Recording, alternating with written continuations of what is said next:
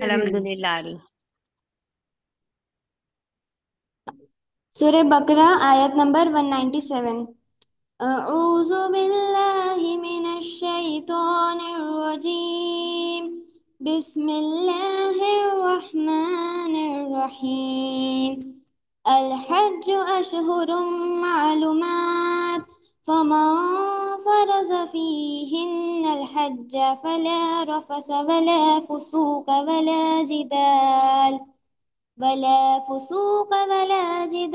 Fill हज्ज वमा तफ़अलू मिन खैरि यअलमुहुल्लाह वतज़व्वदू फ़इन्न खैरज़्ज़ादि तक़वा वत्तक़ून या उलिल अलबाब। हज के महीने सबको मालूम है। जो शख्स इन मुकर्रर महीनों में हज की नियत करे उसे खबरदार रहना चाहिए कि हज के दौरान में उससे कोई शाहवानी फ़ैल, कोई बदअमली, कोई लड़ाई झगड़े की बात सरजद ना हो, और जो नेक काम तुम करोगे वो अल्लाह के इल्म में होगा। सफ़र हज के लिए ज़ाद राह साथ ले जाओ, और सबसे बेहतर ज़ाद राह परहेज़गारी है।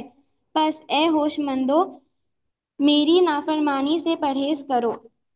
सूरह आले इमरान आयत नंबर 97। बिस्मिल्लाहिर्रहमानिर्रहीम। फीही आयातुन बय्यिनातुन मक़ामु इब्राहीम वमन दखलहु कान आमिनन वलिल्लाहि अलन्नास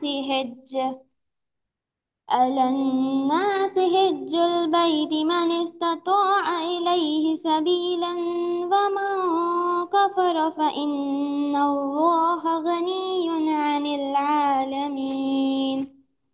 उसमें खुली हुई निशानियां हैं। इब्राहीम का मकाम इबादत है, और उसका हाल ये है कि जो उसमें दाखिल हुआ मामून हो गया। लोगों पर अल्लाह का ये हक है कि जो उस घर तक पहुंचने की इस्तिताअत रखता हो वो उसका हज करे, और जो कोई उस हुक्म की पैरवी से इनकार करे तो उसे मालूम हो जाना चाहिए कि अल्लाह तमाम दुनिया वालों से बेनियाज है। सदक़ल्लाहुल अलीयुल अज़ीम। जज़ाकल्लाहु खैरन कसीर। जज़ाकल्लाह खैर। बेहतरीन तिलावत माशाल्लाह अल्हम्दुलिल्लाह। हमारे क्लास में माशाल्लाह सब तिलावत और बहुत ही बेहतरीन तरीके से कर रहे हैं अल्हम्दुलिल्लाह। बाजी ने भी किए थे, खैरुन्निसा बाजी ने भी बहुत अच्छा किए थे माशाल्लाह। मैक्सिमम लोगों की तिलावत अच्छी हो रही है अल्हम्दुलिल्लाह। अल्लाह पाक सबको हक अदा करने वाला बना दे, कुरान का, दीन का। अल्हम्दुलिल्लाह। अल्लाह का नाम लेकर शुरू करते हैं। मेरी आवाज क्लियर है बेटा? जी बाजी। अल्हम्दुलिल्लाह। नहमदुहु व नसल्ली अला रसूलिहिल करीम। अम्मा बाद फ़अऊज़ु बिल्लाहि मिनश शैतानिर रजीम। बिस्मिल्लाहिर रहमानिर रहीम। रब्बि इश्रह ली सदरी व यस्सिर ली अमरी वहलुल उक़दतम मिन लिसानी यफ़क़हू क़ौली। रब्बि ज़िदनी इल्मा। अल्लाहुम्मा सल्लि अला मुहम्मद व अला आलि मुहम्मद कमा सल्लैता अला इब्राहीम व अला आलि इब्राहीम इन्नका हमीदुम मजीद। अल्लाहुम्मा बारिक अला मुहम्मद व अला आलि मुहम्मद कमा बारकता अला इब्राहीम व अला आलि इब्राहीम इन्नका हमीदुम मजीद। अस्सलामु अलैकुम व रहमतुल्लाहि व बरकातुहू। अल्लाह से दुआ है कि हम जिस मकसद के लिए बैठे हैं यहाँ से फायदेमंद इल्म को लेकर उठें। और आप सभी अपने कांटेक्ट वालों को जल्दी जल्दी से इनवाइट कर दीजिए। अल्लाह सुब्हानहू ताला हम जो सीखने बैठे हैं हज के, है ना, अरकान और हज के बारे में पढ़ रहे हैं। क्यों पढ़ रहे हैं हम? क्योंकि ये क्या है? क्या है हज? हज फर्जी इस्लाम अरकान में में से। से। है ना, जो है वाजिबात में से है ना, मतलब हमारे पर जो फर्ज है, कि मतलब हमको फर्ज चीजें जो बुनियादी चीजें हैं, पिलर्स ऑफ इस्लाम में से है ना, ये बुनियादी चीजों में से है जो एक मुसलमान को करना पड़ता है ना। मोमिन होने पर हमको उसकी इत्तिबा करनी, जैसा कि अभी आयत इन्होंने पढ़ा ना। आप इनकार नहीं कर सकते अगर आपके पास इस्तिताअत है ना, आप क्या है, जिस्मानी और माली इस्तिताअत रखते हैं तो आपको हज करना ही पड़ेगा। है ना, आपको ये नहीं सोचना है कि मैं हज पे चले जाऊंगी तो फिर मेरे बच्चों का क्या होगा, है ना, उनका खर्च खर्च कौन चलाएगा। अगर आपके पास इतनी इस्तेताअत है कि आप जाके आ सकते हैं और कुछ दिन उतने दिनों के लिए अगर आपके घर में बच्चों के लिए मतलब खाने पीने का इंतजाम है तो आपको जाना चाहिए। आपको ये नहीं सोचना चाहिए कि मेरी बेटी की शादी करनी है, मेरा घर बनाना है, मेरे बेटे की जॉब लग जाए। तो ये हो सकता है कि आप पूरे करते करते करते करते हो सकता है कि अल्लाह ना करे कि किसी की मौत का वक्त आ जाए। अगर बगैर हज के इस्तेताअत रखते हुए अगर हज नहीं करते हैं तो वो क्या होंगे, नसरानी या, है ना, यहूदी और और या तो नसरानी। यहूदी, है ना, यहूदी या तो नसरानी की मौत उनको मिलती है। अल्लाह ना करे कि हम मुसलमान में से कोई उस कैटेगरी में जाए, है ना। सब चाहते हैं हम मुसलमान होकर मरे ईमान की हालत में, तौहीद रिसालत, है ना, नबियों पे या नबियों की किताबों पे जो नाजिल किया अल्लाह उस पे ईमान, आखिरत पे ईमान, तकदीर पे ईमान के साथ हम मरे इंशाअल्लाह ताला। ठीक है। अल्लाह से दुआ करें कि हम हमेशा शहादत की मौत भी मांगे। तो सबसे पहले हम देखते हैं कि हज क्या है। हज हमारे पर क्या है, बुनियादी फराइज में से, है ना, बुनियादी, जैसे कि बोलना चाहिए सुतून है ये, है ना, 5 सुतूनों में से एक सुतून है ये, है ना। सबको पता है, तौहीद, नमाज, रोजा, जक़ात और हज, है ना। तो ये अफजल इबादत है। इसके बाद हमने ये पढ़ा था कि ये जो हज है वो 5 दिनों पर मुश्तमिल है। ये जो आयत इन्होंने पढ़े ना, सूरह आले इमरान की 97 नंबर की आयत है ना। देखो इसमें क्या कहा है अल्लाह ने, जो इस घर तक पहुंचने की इस्तेताअत रखता है वो इसका हज करे, और जो कोई इस हुक्म की पैरवी से इनकार करे तो उसे मालूम हो जाना चाहिए कि अल्लाह तमाम दुनिया वालों से बेनियाज है। अल्लाह तो बेनियाज है ना। जो अल्लाह ने हुक्म दिया है वो आपको पूरा करना है तो करो, नहीं करना है तो मत करो। अल्लाह को इससे कोई फर्क नहीं पड़ता है। हाँ, फर्क किसको पड़ता है, हम इंसानों को पड़ता है। ठीक है। और सूरह हज की जो आयत है ये तो हम पढ़ ही रहे थे, 197 नंबर की आयत, कि हज के महीने सबको मालूम है, हम सब जानते हैं हज के महीने। जो शख्स इन मुकर्रर महीनों में हज की नीयत करे, अब हमको जाना होता है तो हम तुरंत थोड़ी ना बैग उठा के चलते बनते हैं ना। पहले से हम नियत करते रहते हैं ना दिल में कि हम फॉर्म भरते हैं। फॉर्म भरने के बाद हम क्या है, पासपोर्ट की तैयारी करते हैं और फिर ज़्यादा राह की तैयारी करते हैं। जो भी चीज़ें तैयारी करना शुरू करते हैं तो अपनी नियत रहती है कि हम हज के लिए जाएंगे। हाँ, तो उसे खबरदार रहना चाहिए कि हज के दौरान में उससे कोई शहवानी फेल, मतलब नियत कर लिया, हज के लिए निकल गए, लेकिन हज के दौरान जो होता है वो शहवानी फेल, मतलब सेक्सुअल जो इंटरकोर्स होता है, मतलब मियाँ बीवी के ताल्लुकात, या फिर जिना जो भी करना, जिना भी नहीं, जिना तो दूर की बात है ना, कोई भी ख्वाहिशात जो होती, शहवानी ख्वाहिशात, चाहे बीवी के साथ ही क्यों हो, वो नहीं करना है। कोई बदअमली जो अल्लाह की नजर में जो गलत है वो नहीं करना है अमल। कोई लड़ाई झगड़ा भी नहीं करना है वहां जाके। आपको पता है, आप बोलते हैं कि मक्का जा रहे हैं, क्यों जा रहे हैं भाई, अब अल्लाह ने फरमाया। इसके बाद कहते हैं वहां के एक एक कमल में, नेक अमल का फायदा 1 लाख गुना है, बोलते हैं ना। और मस्जिद नबी में कितना गुना है, एक कमल का सवाब, हरम में, दस मदीना हजार में, नहीं, 50,000 है वहां पर, और यहाँ पे 1 लाख है। तो 1 लाख है तो फिर आप अगर गलत काम करते हैं तो उसका भी क्या, गुनाह भी तो 1 लाख गुना होगा। होगा कि नहीं होगा।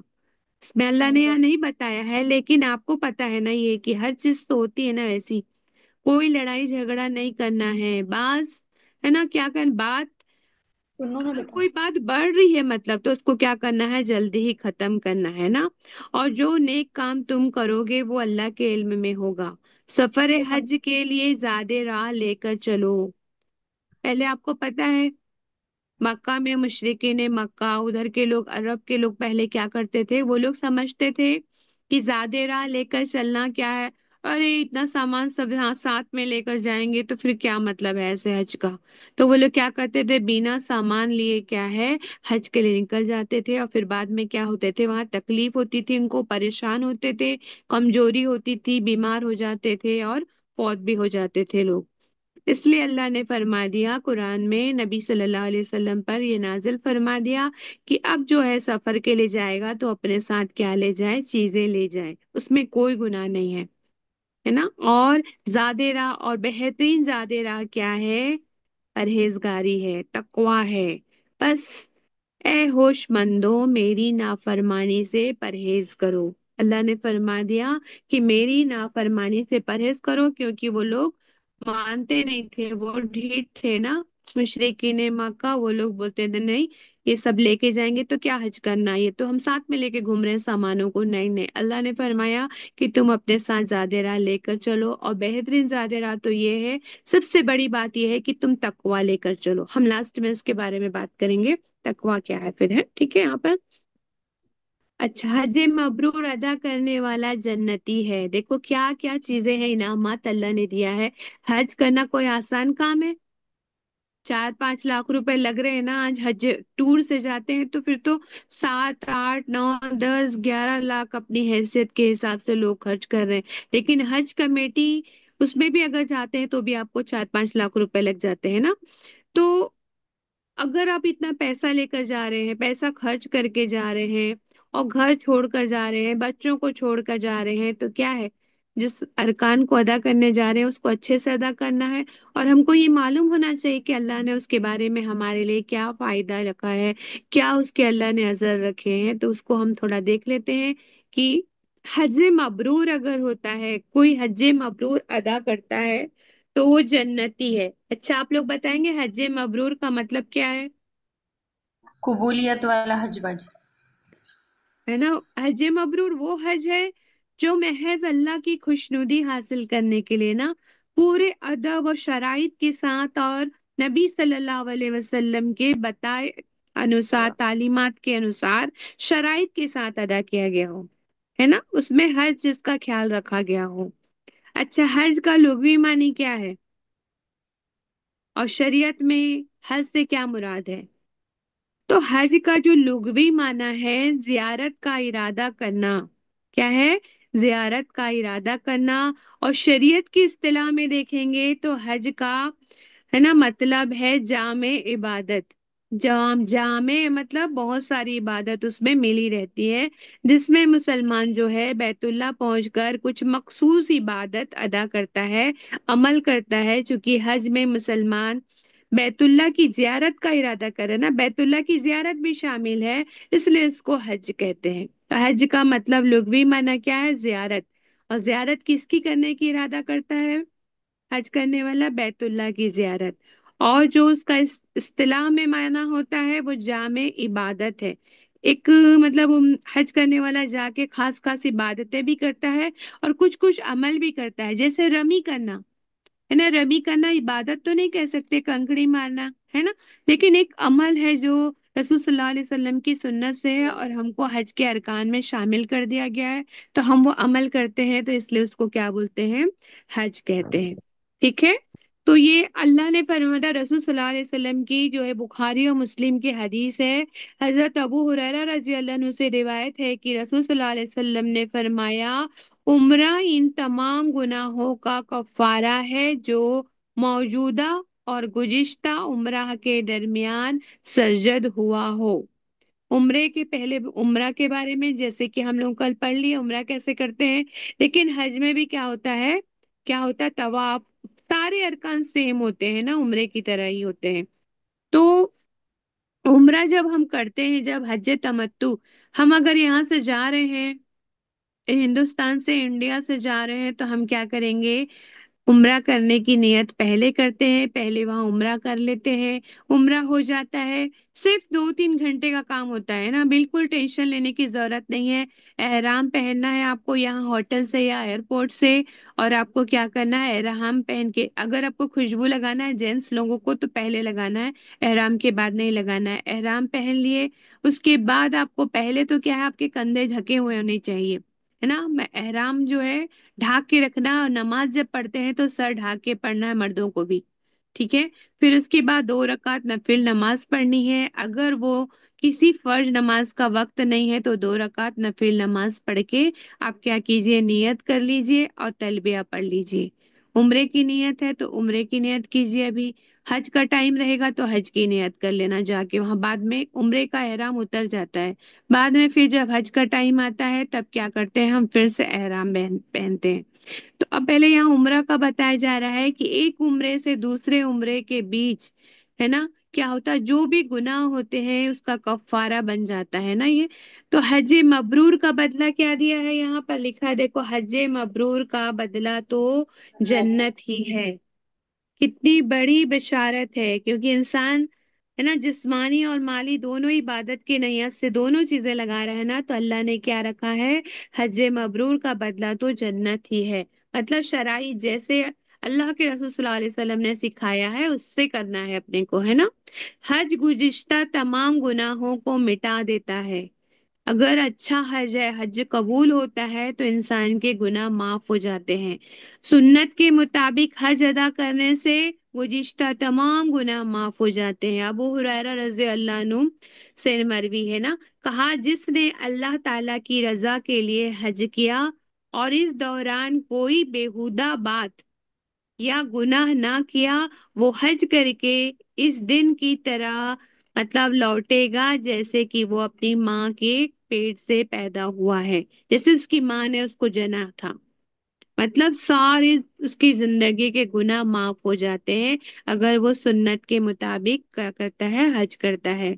हजरत उमर रजी अल्लाह अन्हु नबी करीम सल्लल्लाहु अलैहि वसल्लम से रिवायत करते हैं कि आपने फरमाया सल्लल्लाहु अलैहि वसल्लम ने, पे दर पे हज और उम्रा करो, पे दर पे हज और उम्रा करो, बेशक ये दोनों, है ना, फकर और क्या है, गुनाहों को इस तरह दूर करते हैं जिस तरह भट्टी लोहे के, है ना, लोहे की मैल कुचैल को दूर कर देती है। हमारे मुआशरे में क्या है, आम आम अगर बार बार कोई हज और उम्रे के लिए जाता है तो लोग क्या कहते हैं, वाहवाही करते हैं। हम्म, क्या है हमारे यहाँ तरीका, अगर कोई बार बार हज और उम्रे के लिए जा रहा है तो क्या बोलते हैं, कुछ तो बोलते हैं कि नहीं बोलते हैं। बोलते अगर हैं। कोई बार बार जाता है हज उम्रे के लिए तो कुछ बोलते हैं कि नहीं बोलते हैं। खुल नहीं रहा है क्या, माइक ओपन नहीं हो रहा है, आप लोग नहीं बोल रहे हैं कुछ भी। हम्म, बोलते हैं बाजी। क्या बोलते हैं, बोलते हैं कि हाँ बड़े आए, पैसे वाले हो गए गरीब हैं, को नहीं हर देते, इस साल चले, तरीके से है ना। बोलते हैं बाजी। हाँ बोलते हैं, इससे आस तो पास के कुछ घर में तो देखो, अपने रिश्तेदारों को देखो, उनके घर में खाने को नहीं है, पीने को नहीं है। इससे तो अच्छा होता किसी गरीब की बेटी की शादी कर देते, इससे अच्छा होता कि किसी को सदका ही दे देते, इससे अच्छा होता कि कुछ और कर देते, दिन का काम कर देते, ऐसा करते वैसा करते, सुनते हो ना। ठीक है, वो हाँ अमल भी बाजी। है, ये शैतान बहकाता है एक्चुअली, ये शैतान बहकाता है। अगर उसके पास पैसे हैं, वो बैदर पे हज और उम्रा कर सकता है, तो हज और उम्रा भी करे और वो भी काम कर सकता है ना। वो अगर उसके पास पैसा है तो हो सकता है कि उसके पास इतना पैसा है कि बार बार हज और उम्रा कर रहा है, तो उसके पास इतना पैसा है कि वो ये काम भी कर सकता है और वो काम भी कर सकता है ना। तो हम ये बोलने वाले क्या होते हैं, अगर तुम दुनिया के लोग जो हैं घूमने के लिए स्विट्जरलैंड और अमेरिका और यूके सब जाते रहते हैं, दुबई जा रहे हैं बार बार, इधर जा रहे हैं उधर जा रहे हैं घूमने, तब तो आप ये नहीं बोलते हो, तब आप नहीं बोलते, तब आपको याद नहीं आता है कि अरे इससे तो अच्छा होता किसी गरीब की शादी करवा देते, इससे तो अच्छा होता किसी गरीब का घर बना देते, किसी को खाने पीने को देते, तब क्यों नहीं बोलते हम। एक्चुअली ये शैतान बहकाता है इंसान को, है ना, शैतान बहकाता है। जब तुम घूमने जा रहे होते हो तब नहीं बहकाएगा वो, अच्छे काम के लिए जा रहे हैं ना, हज और उम्रा, इसलिए वो बहकाता है ये, है ना। हाँ ये सही है कि हमें मदद करनी चाहिए, लेकिन इसका मतलब ये नहीं है कि मदद कर दो और हज और उम्रा ना करो, हर बार उनको ही मदद करो, ऐसा नहीं है ना। आप अपने लिए भी अरकान करके क्या है, इधर उधर घूमने जाते हैं, पैसे वेस्ट करते हैं, तो अगर आप पैदल पे आपके पास पैसा है तो आप स्विट्जरलैंड और गोवा जाने से तो अच्छा है ना, वहां पे बेहयाई के कामों को देखने से अच्छा है ना, लिबास के बिना लोगों को देखने से, बरहना लोगों को देखने से तो अच्छा है कि आप पैदल पे क्या करें, हज करें, उम्रा करें, है कि नहीं। समझ में आ रही है मेरी पॉइंट समझ में आ रहा है आप लोगों को ना? हाँ बाजी, अल्हम्दुलिल्लाह। लग रहा है ना आपको कि ऐसा होता है हमारे यहाँ, और हमको ऐसा नहीं बोलना चाहिए किसी को, है ना? हो सकता है कि अगर वो वहां नहीं जाएगा तो कहाँ जाएगा वो? कहीं और फर्स्ट जगह में जाएगा जहां जाके कोई फायदा नहीं होने वाला है ना? ठीक है। उसके बाद देखिए कि इमाम है ना, ईमान बिल्लाह और जिहाद के बाद सबसे अफजल अमल है हज। अबू हुरैरा रज़ी अल्लाह अन्हु से ही ये रिवायत है कि नबी करीम सल्लल्लाहु अलैहि वसल्लम से सवाल किया गया है ना, सहाबा करम सवाल करते थे आप सल्लल्लाहु अलैहि वसल्लम से, तो कौन सा अमल सबसे अफजल है? आप सल्लल्लाहु अलैहि वसल्लम ने फरमाया अल्लाह और उसके रसूल पर ईमान लाना। कहा गया इसके बाद आप सल्लल्लाहु अलैहि वसल्लम ने फरमाया अल्लाह की राह में जिहाद करना। फिर पूछा गया उसके बाद, तो फरमाया हज मकबूल। हज मकबूल क्या होता है? आपको पहचान मालूम है हज मकबूल? अफजल अमल है हज मकबूल। जी क्या हाँ होता है बाजी, हज वहां मकबूल? से आने के बाद अपनी जिंदगी पूरी तरीके से बदल जाए। हज मकबूल आपको टेस्ट करना है कि फला तो हज के लिए गई थी, तो उसके सब जो उसके जो रवैये थे, उसके अखलाक थे, उसके मामलात थे, सब क्या होना चाहिए? चेंज होना चाहिए। अगर वो फजर की नमाज नहीं पढ़ती थी, चारों टाइम का पढ़ती थी, लेकिन उससे फजर नहीं होता था, ईशा नहीं होता था, मैं थक गई हूँ, बहुत काम करती हूँ घर में, मैं थक जाती हूँ, रात की नहीं पढ़ पाती हूँ, लेकिन अगर मेरी हज मकबूल है तो मुझे क्या होती, वहां से आने के बाद आदत बन जाएगी मेरी। क्योंकि है क्या, हज क्या है? हज में अल्लाह क्या दिला रहे हैं? तरबियत देते हैं अल्लाह कि अपनी जिंदगी को ऐसे इस रूटीन में ढालना है, जैसे वहां की रूटीन होती है ना, 40 दिन हम वहां रहते हैं। क्यों रहते हैं? उस रूटीन में रहकर, ताकि हम वापस आए तो अपने यहाँ के जो पहले का रूटीन है उसको हम चेंज कर दें। ये है हज का असल मकसद, कि इंसान अपने रूटीन को अल्लाह के है ना रजा के मुताबिक क्या कर दे, चेंज कर दे। समझ में आई बात? तो हज मकबूल वही होता है जिसमें इंसान क्या होता है, बेहतरीन क्या है, अपने रूटीन कर लेता है, अपने रवैये, अपने अखलाक, अपने मामलात को क्या है ना, सुन्नत के मुताबिक ढालने की पूरी पूरी कोशिश करता है ना। उसके बाद हजरत हसन बिन अली रजी अल्लाह अन्हु कहते हैं, फरमाते हैं कि एक आदमी नबी अकरम सल्लल्लाहु अलैहि वसल्लम के पास आया और कहा, मैं कमजोर दिल और ज़ईफ आदमी हूँ। आज सल्लल्लाहु अलैहि वसल्लम ने फरमाया, ऐसा जिहाद कर जिसमें तकलीफ नहीं है, यानी हज। क्योंकि अगर जंग के लिए जाएंगे, जिहाद के लिए जाएंगे, तो ताकतवर होना चाहिए ना। ताकत नहीं है, मैं कमजोर हूँ और ज़ईफ भी हूँ, तो अल्लाह के रसूल सल्लल्लाहु अलैहि वसल्लम ने फरमाया कि क्या कर, जिसमें तकलीफ नहीं है ना, जिसमें ऐसा जिहाद कर जिसमें तकलीफ नहीं है, यानी कि हज। मतलब हज क्या है? जिहाद है। इसका मतलब समझ रहे हैं ना आप? ऐसा जिहाद कर जिसमें तकलीफ नहीं है, मतलब है हज। मतलब क्या है? हज में एक जिहाद है जिसमें कम तकलीफ है। इब्रानी की सभी हदीस जो है ना, 67 से ली गई है। उम्मुल मोमिनीन हजरत आयशा रजी अल्लाह अन्हा से रिवायत है, मैंने अर्ज किया, ए अल्लाह के रसूल सल्लल्लाहु अलैहि वसल्लम, हमें मालूम है कि जिहाद सबसे ज्यादा अफजल अमल है, क्या हम जिहाद ना करें? आप सल्लल्लाहु अलैहि वसल्लम ने इरशाद फरमाया, क्योंकि आप सल्लल्लाहु अलैहि वसल्लम लोगों को तरगीब देते थे कि तुम क्या क्या करो, जिहाद क्या करो, सबसे बहुत ही क्या है, अफजल अमल है, अफजल अमल। क्योंकि उस समय जिहाद पे सबको क्या करना था, है ना, सबको तरगीब देनी थी, सबको इनकरेज करना था कि जिहाद के लिए तैयार हो जाओ, जिहाद के लिए। तो बोलते थे सबसे अफजल अमल है। तो आपने, तो इन्होंने फरमाया, क्या हम औरतें जो है जिहाद ना करें? तो आप सल्लल्लाहु अलैहि वसल्लम ने इरशाद फरमाया, नहीं, औरतों के लिए है ना उम्दा तरीन जिहाद हज मबरूर है। औरतों के लिए क्या है? उम्दा तरीन जो है जिहाद हज मबरूर है। अगर औरत हज मबरूर कर लेती है तो उसको जिहाद के बराबर सवाब है। और जिहाद का बदला क्या है ना, जिहाद मतलब क्या होता है? जिहाद कितना बड़ा बदला है ना, हम कुरान में आयत पढ़ते जा रहे हैं, पढ़ते जा रहे हैं, जिहाद का बदला जन्नत है ना। हज और उम्रा अदा करने वालों की दुआएं अल्लाह ताला कबूल फरमाता है। सबको पता है अरफात के दिन तो कितनी दुआएं कबूल होती हैं, कितने गर्दन आजाद होते हैं, हम सब जानते हैं। अब्दुल्ला बिन उमर रजी अल्लाह अन्हु से रिवायत है कि सल्लल्लाहु अलैहि वसल्लम ने फरमाया, गाजी फी सबीलिल्लाह, हाजी और उम्रा अदा करने वाले अल्लाह ताला के मेहमान हैं। गाजी मतलब फी सबीलिल्लाह, अल्लाह की राह में जो है ना सफर तय करता है वो, है ना। और हाजी और उम्रा, हज और उम्रा करने वाला ये क्या होता है, अल्लाह का मेहमान है। आप नहीं चाहते अल्लाह के मेहमान बने? हम नहीं चाहते क्या? सब चाहते हैं अल्लाह के मेहमान बने। अल्लाह ताला ने इनको बुलाया और इन्होंने हुक्म की तामील की, फिर इन्होंने अल्लाह से मांगा और अल्लाह ने इनको अता फरमाया। मतलब हाजी, हज और उम्रा करने वाले भी जब जाते हैं तो उनकी दुआएं कबूल होती है, बुखारी की हदीस है।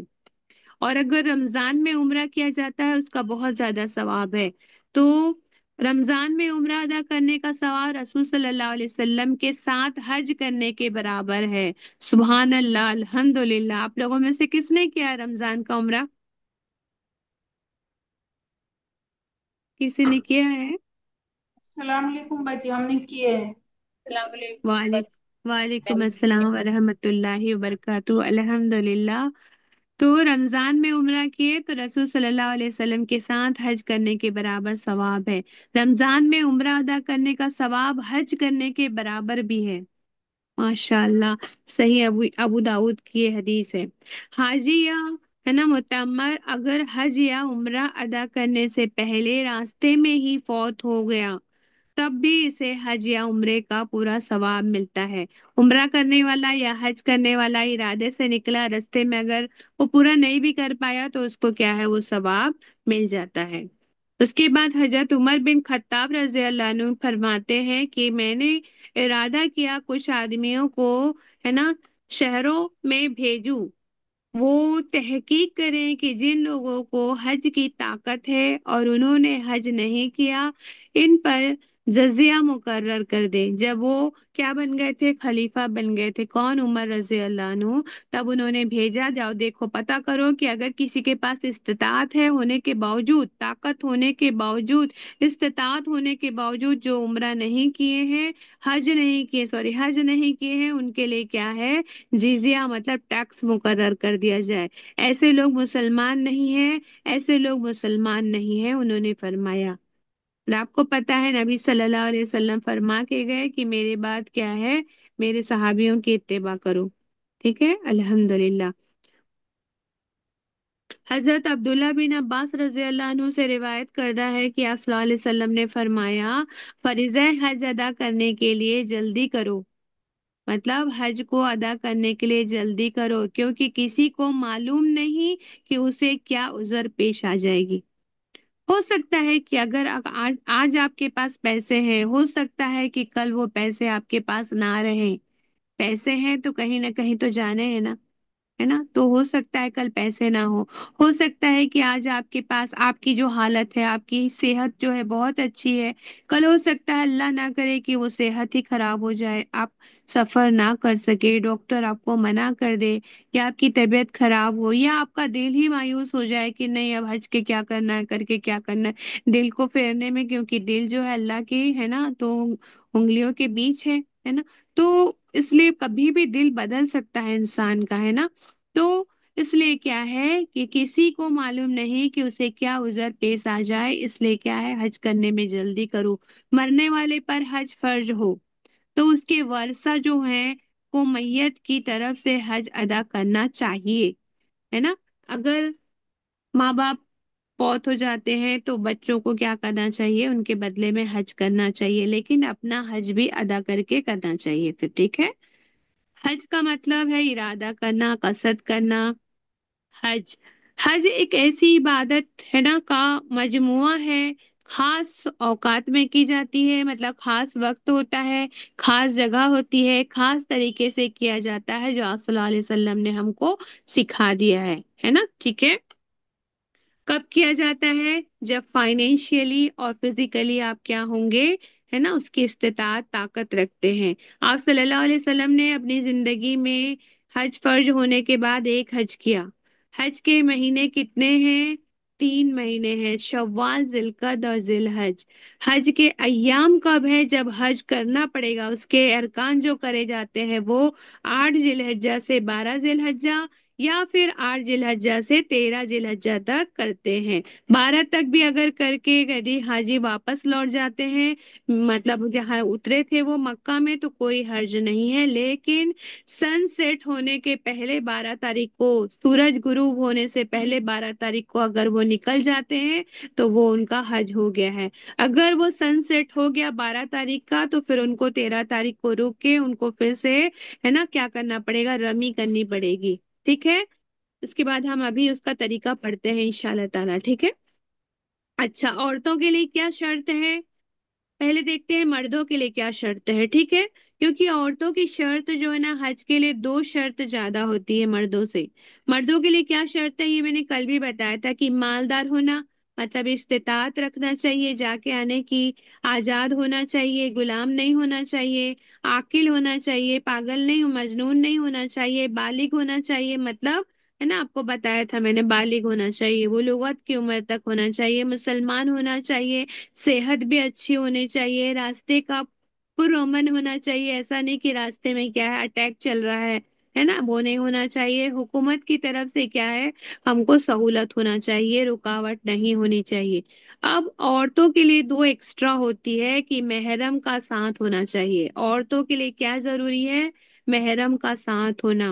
महरम कौन होते हैं, कौन होते हैं महरम, जिनसे हाँ, शादी ने, बाप बाप, जिनसे भाई शौहर, शादी हो बाप सकती भाई है ना। शौहर। जिनसे, है ना, शादी नहीं होती, मतलब जैसे पापा, सगे बाप, है ना, सब, और एक ससुर, है ना, भाई, चचा, ये सब क्या होते हैं, जिनसे शादी मना है। अगर आपको सूरा में देखना है तो आप लोग सूरा में देख सकते हैं, कुरान में ये पूरा डिटेल में आया है। ठीक है, तो महरम के साथ होना है। अगर बाजी किसी जैसे से शादी हो जाती है, जिससे शादी हो सकती है उसके, वो आपका महरम नहीं होगा। ठीक है, जिससे शादी हो सकती है इस्लामिक हिसाब से, वो आपका महरम नहीं है, महरम के साथ होना है, वहां जाना है। और 10वीं जो हालत है वो औरतों के लिए जरूरी है, वो है हालत इद्दत में ना होना। मतलब हालत इद्दत में, मतलब बेवा वाला इद्दत भी नहीं होना, और एक क्या बोलते हैं, और कौन सा होता है, एक तलाक वाला अल्लाह। इद्दत भी नहीं होना, है ना, इद्दत की हालत नहीं होनी चाहिए। लेकिन एक एक मसला और आता है, अगर औरत जो है अपने रिश्तेदारों के साथ, अपने फैमिली वालों के साथ गई है, जिनके साथ महरम के साथ गई हुई है, दूसरे महरम के साथ शौहर नहीं गया है अगर, तो शौहर इधर है, अगर शौहर फौत हो जाएगा तो, यहाँ तो मालूम था कि चलो इद्दत में है तो नहीं जाएगी वो, उसने मतलब टिकट बुक भी करा ली, हज में जाने वाली थी, अगर ऐसा हो गया तो ठीक है कि उसका कैंसिल हो जाएगा, है ना। लेकिन अगर उसको तो कैंसिल करना ही पड़ेगा क्योंकि इद्दत में है वो। लेकिन अगर वहां वो चली गई है और इधर शौहर का इंतकाल हो गया तो क्या होगा,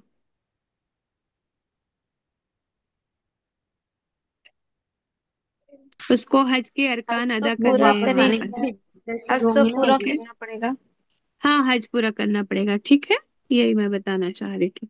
उसके बाद ये है, ये हो गया है ना। उम्रा क्या होता है, पूरे साल में कभी भी जा सकते हैं। ठीक है, हमने कल उम्रे का पूरा तरीका पढ़ लिया, है ना। हज के लिए, है ना, वक्त औकात जो है दिन मुकर्रर है, लेकिन उम्रे के लिए नहीं है। ये भी हमने कल पढ़ लिया था कि हम जो है कहाँ वाले हैं, हम कहाँ से जाएंगे, ये हमारे लिए क्या है, मिकात है।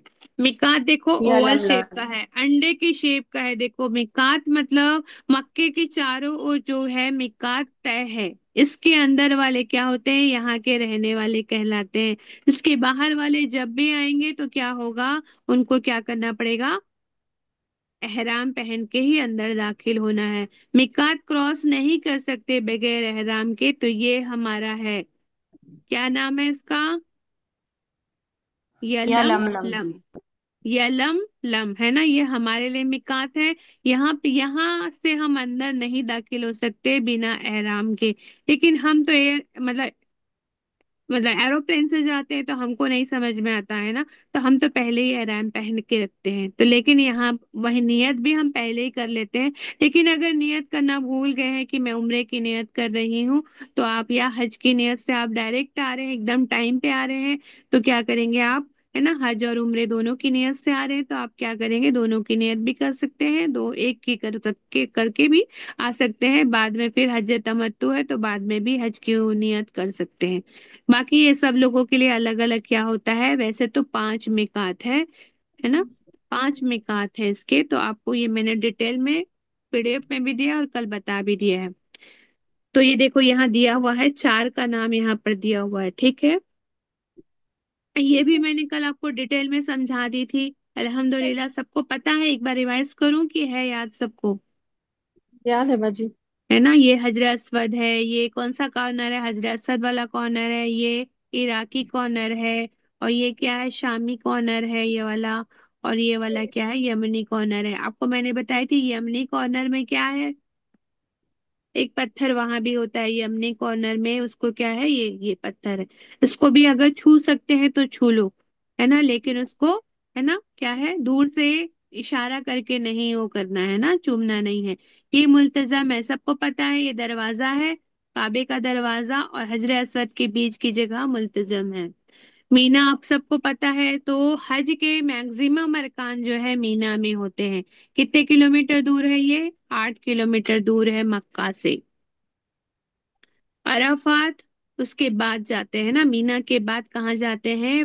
वुकूफे अराफात सबसे मतलब इम्पोर्टेंट मतलब रुकन है। इसके बिना हज होगा नहीं। वुकूफ मतलब रुकना, अगर अराफात में नहीं रुके तो हज नहीं होगा।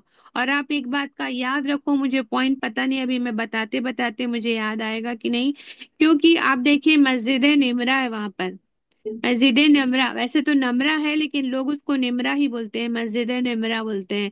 तो मस्जिद निमरा का जो हाफ पार्ट है ना वो अराफात में आता है, हाफ पार्ट जो अराफात के मैदान में शामिल नहीं है। याद रखना इस बात को, वहां पे अनाउंसमेंट भी होता रहता है और वहां पर लिखा हुआ भी है एकदम वाज़ेह तौर पे, हर लैंग्वेज में लिखा हुआ है। तो आप याद रखें कि अगर मस्जिद में आप दाखिल होते हैं, मस्जिद में अगर नमाज पढ़ रहे हैं आप, जोहर और असर, असर और जोहर और असर वहां पर मिला के पढ़ाया जाता है। इमाम के पीछे पढ़ रहे हैं तो कोई टेंशन नहीं होती है। आप जोहर और असर मिलाकर पढ़ते हैं वहां पर, है ना। अजान एक होती है, 2 इकामत से नमाज हो जाती है, खुतबा भी होता है। तो अगर आपको वहां जगह नहीं मिलेगी, क्योंकि जगह मिलना बहुत मुश्किल होता है ना एक मस्जिद के अंदर, हालांकि बड़ा है लेकिन फिर भी जगह नहीं मिलती है, तो क्या कर सकते हैं आप, बाहर उसके आसपास भी क्या है जगह देखकर आप क्या है वहां पर, है ना, अपना रुक सकते हैं। आजकल तो ऐसे टेंट में ही रुकाते हैं, है ना, हज कमेटी वाले और वो भी टूर वाले भी। तो आप उन्होंने बनाते ही मतलब ऐसी जगह पे जो क्या है अराफात के मैदान में। अगर आपको देर हो गई, कहीं आप फंस गए, सिर्फ आप यहाँ आके रुक भी जाएंगे ना, थोड़ी देर भी रुक जाएंगे, आके खड़े भी होके रुक जाएंगे, बस दुआ कर लेंगे, उतने में भी आपका हज हो जाता है अल्हम्दुलिल्लाह। ये मुजदलिफा है। अरफा से जब वापस लौटते हैं तो यहाँ पर रात गुजारना जरूरी है। 8 तारीख की रात जो है क्या करनी है, यहाँ गुजारनी है। सॉरी, वहां के अराफात के मैदान के अरकान के बाद एहराम सबको पता है, मैंने कल बताई थी। मर्द के लिए क्या है, दाएं कंधे से निकाल के बाएं कंधे पे उसको लपेट लेना है ना वापस, है ना, बाएं कंधे पे ले आना है चादरी को, चादर को, और एक जो है तहबंद की तरह बांधना है। औरतों का कोई खास लिबास नहीं होता है, जो आप अंदर पहनना चाहें पहन लें, लेकिन बालों को अच्छे तरीके से अपने दुपट्टे से, है ना, पैक कर लें, ठीक है। एहराम के बारे में हमने बहुत कल डिटेल में बात की थी कि एहराम पहन लेने के बाद सेक्सुअल एक्टिविटी में एंगेज नहीं होना है, फहश बातें भी नहीं करनी है जिससे सेक्स, है ना, पैदा हो। डू नॉट हेल, है ना, डू नॉट किल, किसी को मारना नहीं है, शिकार नहीं करना है, शिकार के लिए किसी को, है ना, इनकरेज भी नहीं करना है। मैरी भी नहीं करना है, निकाह भी नहीं करना है, निकाह के लिए पैगाम भी नहीं भेजना है, किसी को बोलना भी नहीं है। और उसके बाद फाइट भी नहीं करना है, लड़ाई झगड़े भी नहीं करना है ना। और उसके बाद क्या है, कुछ ज्यादा तेज खुशबू वाली, जो मतलब एकदम ज्यादा फ्रेग्रेंस आता है जिसमें ज्यादा खुशबू होती है वाले सोप, शैम्पू, है ना, कुछ भी वाइस यूज नहीं करना। नॉर्मल जो लिक्विड वहां पर रखे होते हैं, वो लिक्विड जो है, लिक्विड सोप जो होते हैं वो नॉर्मल होते हैं। आप भी ऐसा वाला खरीद सकते हैं, वो आप अपने साथ रखिए, ठीक है। उसके बाजी बाद बालों में तवाफ ऑयल के लगा बारे, सकते हैं क्या? जी, बालों में ऑयल लगा सकते हैं क्या? हाँ लगा सकते हैं लेकिन खुशबू नहीं होनी चाहिए, ठीक है, खुशबू नहीं होनी चाहिए, है ना। और आप, कई लोग बोलते हैं कि एहराम पहनने के बाद नहाना नहीं चाहिए, ये होता है वो होता है, तो क्या है, आप एहतियात रख के क्या है नहा सकते हैं, एहराम को चेंज भी कर सकते हैं अगर गंदा हो गया तो, है ना। ठीक है, पाक साफ रहना ज्यादा जरूरी है, बजाय कि आप ये सब चीजों के पीछे पड़े कि अरे बाल टूट जाएंगे, ये हो जाएगा, वो हो जाएगा। ख्याल रखना है ना। ज्यादा जोर जोर से सर को खुजाना नहीं है, एकदम जोर जोर से। अब खुजली आएगी तो खुजाने में कोई प्रॉब्लम नहीं है, लेकिन जोर जोर से खुजली नहीं करनी है जिससे बाल झड़ने लगे, है ना। ठीक है। इस्तीफा जानते हो आप लोगों को, ये जो है ना, वो जो एहराम के बारे में जो बताई मैंने वही है, हाँ ठीक है। इसके बाद इस्तेलाम के बारे में भी मैंने कल बता दिया। अब यहाँ से शुरू होता है अपने हज के मोड ऑफ हज। हज कितने टाइप का होता है? 3 टाइप का होता है। एक होता है हज इफराद, एक होता है हज किरान, और एक होता है हज तमत्तु। अब इफराद क्या होता है? इफराद मतलब वहां के जो रहने वाले होते हैं, मक्का के अंदर रहने वाले जो लोग होते हैं, वो लोग क्या कहलाते हैं? वहीं के लोग जो होते हैं वो क्या हज करते हैं? हज इफराद करते हैं। अब वहां के रहने वाले हैं तो उनको क्या है, हज के टाइम पे वो लोग एहराम बांधेंगे। उनको जरूरी नहीं है, क्योंकि वो मिकात क्रॉस करके तो नहीं आ रहे हैं। उनको उम्रा करना जरूरी नहीं है ना। क्योंकि हम बाहर से आ रहे हैं इसलिए हमको उम्रा फर्ज हो गया हमारे ऊपर, है ना। उसके बाद दूसरा होता है, ये लोग सिर्फ क्या करेंगे? हज करेंगे। हज किरान, हज अफराद वाले क्या करते हैं? लोकल लोग होते हैं, ये सिर्फ क्या करते हैं? हज करेंगे, है ना, उम्रा नहीं करेंगे। किरान वाले क्या होते हैं? आप सल्लल्लाहु अलैहि वसल्लम ने कौन सा हज किया था? हज किरान किया था, है ना। हज किरान क्या होता है? इसमें जब एहराम पहना जाता है ना, तो साथ में दोनों काम के लिए एक ही एहराम बांधा जाता है। मतलब नियत कर ली जाती है कि हम इसी से क्या है, उम्रा, और इसी से हज करेंगे। और ये क्या होता है, अपने साथ में कुर्बानी की नियत करके चलते हैं, अपने साथ में रखते हैं या फिर करने की नियत लेकर चलते हैं। तो फिर आप सल्लल्लाहु अलैहि वसल्लम ने ये नियत करके चले थे किरान की। लेकिन साहबा कराम, फिर आयत आ गई, आयत नाजिल हो गई, ये वाली हज तमत्तु वाली, है ना। 196 नंबर की सूरह बकरा की जब आयत आ गई ना, अल्लाह के रसूल सल्लल्लाहु अलैहि वसल्लम की ख्वाहिश थी कि मैं हज तमत्तु करता और उसका फायदा उठाता। इसमें सबसे बेहतरीन जो है हज, जो है हज तमत्तु है, जो हम करते हैं। इसमें 2 फायदे हैं, एक तो हम उम्रा करते हैं, उम्रे के साथ हज होता है, एक तो फायदा हुआ। और दूसरी चीज ये होती है कि हम उम्रा करके क्या करते हैं, वहां रहकर एहराम उतार के बिना एहराम के रहते हैं, और हम क्या फायदा उठाते हैं। एहराम की बहुत सारी पाबंदियां होती हैं जो हज किरान वालों को, है ना, होती है। वो सारे जो है एहराम की जो पाबंदियां होती है, जो बीच के दिन है, मान लो 15 दिन बीच में ज्यादा पड़ रहे हैं, हम गए हैं 1 तारीख को, 15 तारीख को क्या है, हम 15 तारीख को हज है मान लो, तो हम 15 दिन तक के क्या करेंगे, एहराम के बिना रह सकते हैं। यहाँ पे हमने आए और क्या कर लिए, उम्रा कर लिए, उम्रा करके हमारा एहराम उतर गया। उसके बाद हम बिना एहराम के नॉर्मल ड्रेस जो होते हैं, वो सादे कपड़े अपने लो लिबास हैं, उसमें रहकर हम रोज क्या कर सकते हैं, तवाफ कर सकते हैं। अल्हम्दुलिल्लाह। तो हमने क्या किया, फायदा उठाया ना। एक तो उम्रा भी कर लिया हज के साथ साथ। नहीं तो उम्रे के लिए तो अलग से जाते थे पहले लोग, है ना। क्योंकि हज, ये भी एक बात है कि मक्का वाले जो है ना, वहाँ पहले जो है मुशरिकीन मक्का जो वहाँ रहते थे ना, वो लोग क्या बोलते थे, उम्रा और हज साथ में नहीं किया जा सकता। वो लोग यही बोलते थे, उम्रा और हज साथ में नहीं किया जा सकता। तो लेकिन अल्लाह ने फिर इस आयत में बता दिया कि तुम हज तमत्तु करोगे तो क्या है, तुम फायदा उम्रा पहले कर लो, फिर उसके बाद एहराम उतार दो, उसके बाद तुम सादे कपड़े पहन के रहो, जब हज का वक्त आएगा तब क्या करना, फिर से तुम हज का एहराम बांध लेना। तब आपको उम्रा नहीं करना, तब आपको सिर्फ हज करना होगा। हज तमत्तु कहते हैं इसको। मता से निकला है ना, मता, मता मतलब होता है फायदा, है ना, मता से निकला है ये। तो ये हमारे लिए है, और सबसे बेस्ट हज यही वाला है। अल्लाह के रसूल सल्लल्लाहु अलैहि वसल्लम ने ये करने की ख्वाहिश की, हालांकि आपने हज किरान किया था, क्योंकि आपने उम्रा करे, पहले आए, उम्रा किए, और आपने सब अरकान किए, खाली आपने हलक नहीं करवाया, बालों को तराशा, हलक नहीं करवाया था। और फिर क्या है, एहराम जो है, भले मैला हुआ तो चेंज कर देंगे, लेकिन एहराम की पाबंदियों से आप आजाद नहीं हुए थे। फिर हज आया तो फिर आपने क्या किया, हज किया उसी एहराम में। और फिर बाद में उन्होंने जब है रमी करने के बाद उन्होंने जो है 10 जुल्हिज्जा को उन्होंने क्या करवाया, हलक करवाया। तो ये हज किरान वाले अगर 1-2 दिन पहले जाते हैं ना लोग, तो क्या करते हैं, डायरेक्ट ही वो क्या करते हैं, हज किरान कर लेते हैं। तो फर्क क्या है इन दोनों में, तो मैंने आपको ये बना दी हूँ, देखिए। कंपैरिजन करना है आपको तो ये कर सकते हैं, हज तमत्तु हज इफराद और हज किरान। सबसे पहले रिचुअल्स देखिए, उम्रा, हज तमत्तु वाले, मतलब हम जो करते हैं, उम्रा कर लेते हैं, फिर हमारा एहराम उतर जाता है, ये ब्रेक हो जाती है हमारे लिए, उसके बाद हज का एहराम पहनते हैं। ये लोग हज इफराद जो होते हैं वो तो उम्रा की गुंजाइश ही नहीं हो, क्योंकि वहीं रहने वाले लोग होते हैं, लोकल होते हैं, वो लोग केवल हज के लिए, है ना, एहराम पहनते हैं। हज किरान क्या होता है, कंबाइंड एहराम पहनते हैं वो उम्रा और हज के लिए, और सेपरेट उम्रा देन हज। हज तमत्तु में क्या होता है, उम्रा अलग और हज अलग, ये ओनली हज होता है, इनका कंबाइन और हज और उम्रा होता है।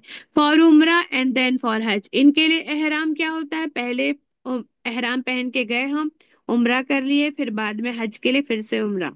इनके लिए केवल हज का उम्रा, हज के लिए केवल एहराम है, इनके लिए एक ही एहराम होता है, जो दोनों दोनों में वो लोग वही चलाते हैं ना, उसको उतारते नहीं, उसकी पाबंदियों से बाहर ही नहीं निकलते हैं। अच्छा, जो तवाफ कुदूम होता है, जो सबसे पहला तवाफ किया जाता है, वो ये भी करेंगे, ये भी करेंगे, ये भी करेंगे, ठीक है। और कुर्बानी जो है, जो हम फायदा उठा रहे हैं, हज तमत्तु हम फायदा उठा रहे हैं इसलिए हम करेंगे, और इनको भी, किरान वालों को भी अपने साथ कुर्बानी लेकर जाते हैं ये लोग, ठीक है। तो ये भी क्या करते हैं, कुर्बानी तो ये लोग नहीं करते हैं, जो वहां के लोग हैं उन लोग को कुर्बानी जरूरी नहीं है, फायदे के लिए अगर अजर पाने के लिए करना चाहे तो कर सकते हैं। समझ में आ रहा है कि मैं थोड़ी फास्ट हो गई हूँ? समझ में आ आ रहा रहा है। है? जी आ रहा है। आ रहा आ है। रहा है। जी, अल्हम्दुलिल्लाह अल्हम्दुलिल्लाह। वाजिबात हज क्या है? देखो, एक होता है रुक्न, अगर रुक्न नहीं करेंगे तो क्या होगा, हज होगा ही नहीं। हम अभी पढ़ेंगे, रुक्न जो है जरूरी होते हैं, रुक्न के बिना हज होगा ही नहीं। अगर रुक्न मिस हो गया तो हज बातिल हो जाएगा, हज हुआ ही नहीं है, रुक्न अभी पढ़ेंगे आगे। लेकिन वाजिबात हज क्या है, अगर मिस हो जाता है, वाजिबात हज को मालूम होना चाहिए। अगर ये वाजिबात मिस होता है तो आपको दम देना होगा, कुर्बानी देनी होगी। अगर सुन्नत मिस होता है, जो रसूल सल्लल्लाहु अलैहि वसल्लम ने किया वो मिस होता है, तो कोई गुनाह नहीं है, अगर फिदिया देना चाहे तो दे दो तो ज्यादा बेहतर है ना, फिदिया दे देना चाहिए, कोई गुनाह नहीं होता, फिदिया दे देना चाहिए, ठीक है। तो वाजिबात क्या है, मिकात से एहराम बांधना, मिकात क्रॉस नहीं होने देना, ये वाजिब है ना, मिकात से एहराम बांधना। मगरिब तक के, अराफात के मैदान में मगरिब तक रुकना है ना, याद रखो, ये नहीं, अगर ये गलती हो गई तो आपको क्या देना है, ये दम गलती हो गई देना तो है। दम देना है, दम। दाम देना है, इसलिए अपने को याद रखना है ना, पैसे की बहुत अहमियत है हमारे नजदीक, है ना। और टेंशन भी होती है फिर वहां पर, ऐसा गलती हो गया तो, है ना। तो मिकात से एहराम बांध के निकलना है, उसके बाद हम तो पहले ही बांध लेते हैं अल्हम्दुलिल्लाह, है ना। मगरिब तक के अराफात में वकूफ करना है, लेकिन मगरिब की नमाज नहीं पढ़ना है। अराफात में, अराफात के मैदान में मगरिब तक रुकना है, वुकूफ करना है, मतलब रुकना है, जरूरी है, ये वाजिबात हज है। सूरज तुलू होने से थोड़ा पहले तक रात मुजदलिफा में गुजारना है, ये भी जरूरी है कि सूरज, अब आप यहाँ पे मगरिब तक के रुके हैं लेकिन नमाज नहीं पढ़ते हैं अराफात के मैदान में, और कहाँ जाते हैं आप, मुजदलिफा में जाते हैं, ठीक है। मुजदलिफा में क्यों जाते हैं, मुजदलिफा में आप रात वहां पे आपको रुकना है, ठीक है, रात गुजारना है, लेकिन सूरज तुलू होने से पहले जल्दी जल्दी, स्टार्टिंग फजर का जब वक्त स्टार्ट होता है तुरंत नमाज पढ़ के आपको वहां से निकल जाना है। ये भी जरूरी है आपका, मुजदलिफा में रात गुजारना और सूरज तुलू होने से पहले निकल जाना। अय्याम तशरीक की रातें मीना में गुजारना, 11 12 13 की जो रात होती है वो सब कहाँ गुजारना है आपको, अय्याम तशरीक, हम अभी पढ़ेंगे अय्याम तशरीक के बारे में, तो वो मीना में गुजारना है। और जमरात को कंकड़ियां मारना, ये भी वाजिबात में से है। जमरे अकबा की रमी के बाद हजामत करवानी है। आप 10 तारीख को, जब सबसे पहले, जब आप 10 तारीख को जाते हैं ना, तो सबसे पहले मुजदलफा से निकले आप, मैदान में सोए थे आप रात भर, उसके बाद आप निकलेंगे 10 तारीख को। तो 10 तारीख को सबसे पहले आप जाके, सबसे बड़ा शैतान जो होते हैं उसको क्या बोलते हैं, अकबा बोलते हैं, जमरे अकबा बोलते हैं, उसमें रमी करेंगे, उसको कंकड़ी मारेंगे, फिर उसके बाद आप क्या करेंगे, कुर्बानी करेंगे, और फिर क्या कर लेंगे, अपने सर को कसर या हलक जो भी कराना है, वैसे बेस्ट जो है हलक कराना वो करेंगे। तो ये भी जरूरी है, हजामत करवाना भी जरूरी है, ठीक है, औरतें जो है पोर के बराबर कटवा लेंगी। तवाफे विदा करना ये भी वाजिबात में से है। तवाफे विदा करना भी जरूरी है। केवल हैज और निफास वाली औरतों के लिए इसमें क्या है ना, रुखसत दी गई है। वो बिना किए हुए भी जा सकती हैं। ठीक है, तो ये वाजिबात है। अगर ये नहीं करेंगे तो क्या होगा, दम देना होगा। अय्याम हज, हज के कितने दिन हैं, 8 5। जुल्हिज्जा है ना, 5 दिन है, या फिर 6 दिन भी हो सकते हैं ना, 5 या 6 दिन है। 5 जो है जरूरी है, छठवां दिन अपनी मर्जी के ऊपर छोड़ दिया गया है। पहला दिन होता है 8 तारीख का जिलहज। 8 जिलहज पहला दिन होता है हज का, उसको बोलते हैं यौम तरविया। क्या बोलते हैं, यौम तरविया। 9 तारीख का जो हज का दिन होता है उसको यौम अराफात बोलते हैं। उसके बाद 10 तारीख का जो होता है वो होता है यौमुन नहर, क्योंकि नहर मतलब कुर्बानी होती है ना, तो यौमुन नहर, क्योंकि 10 तारीख को कुर्बानी दिया जाता है और उसी दिन जाके फिर तवाफ भी किया जाता है। उसके बाद जो मीना में रुकते हैं 11, 12, 13, तो 13 तारीख जरूरी नहीं है, आपकी मर्जी के ऊपर है, इसलिए क्या है 12 तारीख तक रुकना जरूरी है। वो अय्याम तशरीक है, तो इन तीनों दिनों को अय्याम तशरीक कहते हैं। ठीक है, तो ये है अय्याम हज। अगर इतने दिन भी के लिए, 5 दिन के लिए भी अगर आप जाते हैं यहाँ से तो आपका हज हो जाता है। जरूरी नहीं है आपको 40 दिन रहना है, 25 दिन रहना है, 20 दिन रहना है। कोई कोई लोग 5 दिन के लिए भी आते हैं वहां पर। ठीक है, अरकान हज है ना, जो रुक्न है जिसके बिना हज होता ही नहीं है, जिसके बिना हज बातिल हो जाता है, वो कितने हैं, 4 हैं। एक तो एहराम होगा, दूसरा है वकूफे अराफात है। अराफात में रुकना बहुत जरूरी है, रुकने हज है। अगर अराफात में नहीं रुका तो हज होगा ही नहीं। तीसरी है तवाफ जियारत। तवाफ जियारत मैंने आपको तवाफ के बारे में बहुत डिटेल में कल बताया था। तवाफ उम्रा भी होता है, तवाफ कुदुम भी होता है। कुदुम क्या होता है, सबसे पहला तवाफ जो होता है वो कुदुम होता है। तवाफ कुदुम, कदम रखते हैं आप, है ना, हरम में तो पहले तवाफ करते हैं, वो तवाफ कुदुम होता है। तवाफ उम्रा, अगर उम्रा कर रहे हैं आप, बार बार उम्रा करते रहते हैं कई लोग, अल्लाह माफ करे, है ना, अल्लाह उसको कबूल फरमा ले, है ना, उनकी मेहनत को। तो मैंने डिटेल में कल बात कर चुकी हूँ, उसके बारे में नहीं बोल रही हूँ। उम्रा, उम्रा का भी तवाफ होता है। लेकिन जो हज के टाइम पे 10 तारीख को जो हम मतलब कसर, मतलब हलक करवाने के बाद जो है क्या करना पड़ता है, मक्का जाना पड़ता है और वहां पे तवाफ करनी पड़ती है। तवाफ ज़ियारा कहते हैं उसको। ये हज के अरकान है, एहराम, अरफात में रुकना, तवाफ ज़ियारा करना, उसके बाद फिर सही करना। ये चारों जो है हज के अरकान है। अगर ये नहीं करेंगे तो क्या हो जाएगा, हज बातिल हो जाएगा। ठीक है, अच्छा, हज का मसनून तरीका एक नजर में हम देखते हैं कि मसनून तरीका क्या है, हज कैसे करना है। सबसे पहले मिकात से उम्रा का एहराम बांधे। सबको समझ में आ गया ये मिकात क्या है, सबको समझ में आ गया। जी मक्का के चारों तरफ एक ओवल शेप्ड एरिया है जिसमें क्या है, मिकात डिसाइड कर दिया गया है। जिस तरफ से जो लोग आएंगे उनको वहां पे करना पड़ता है। मदीना से जो आए थे आप सल्लल्लाहु अलैहि वसल्लम, तो क्या था उनका मिकात,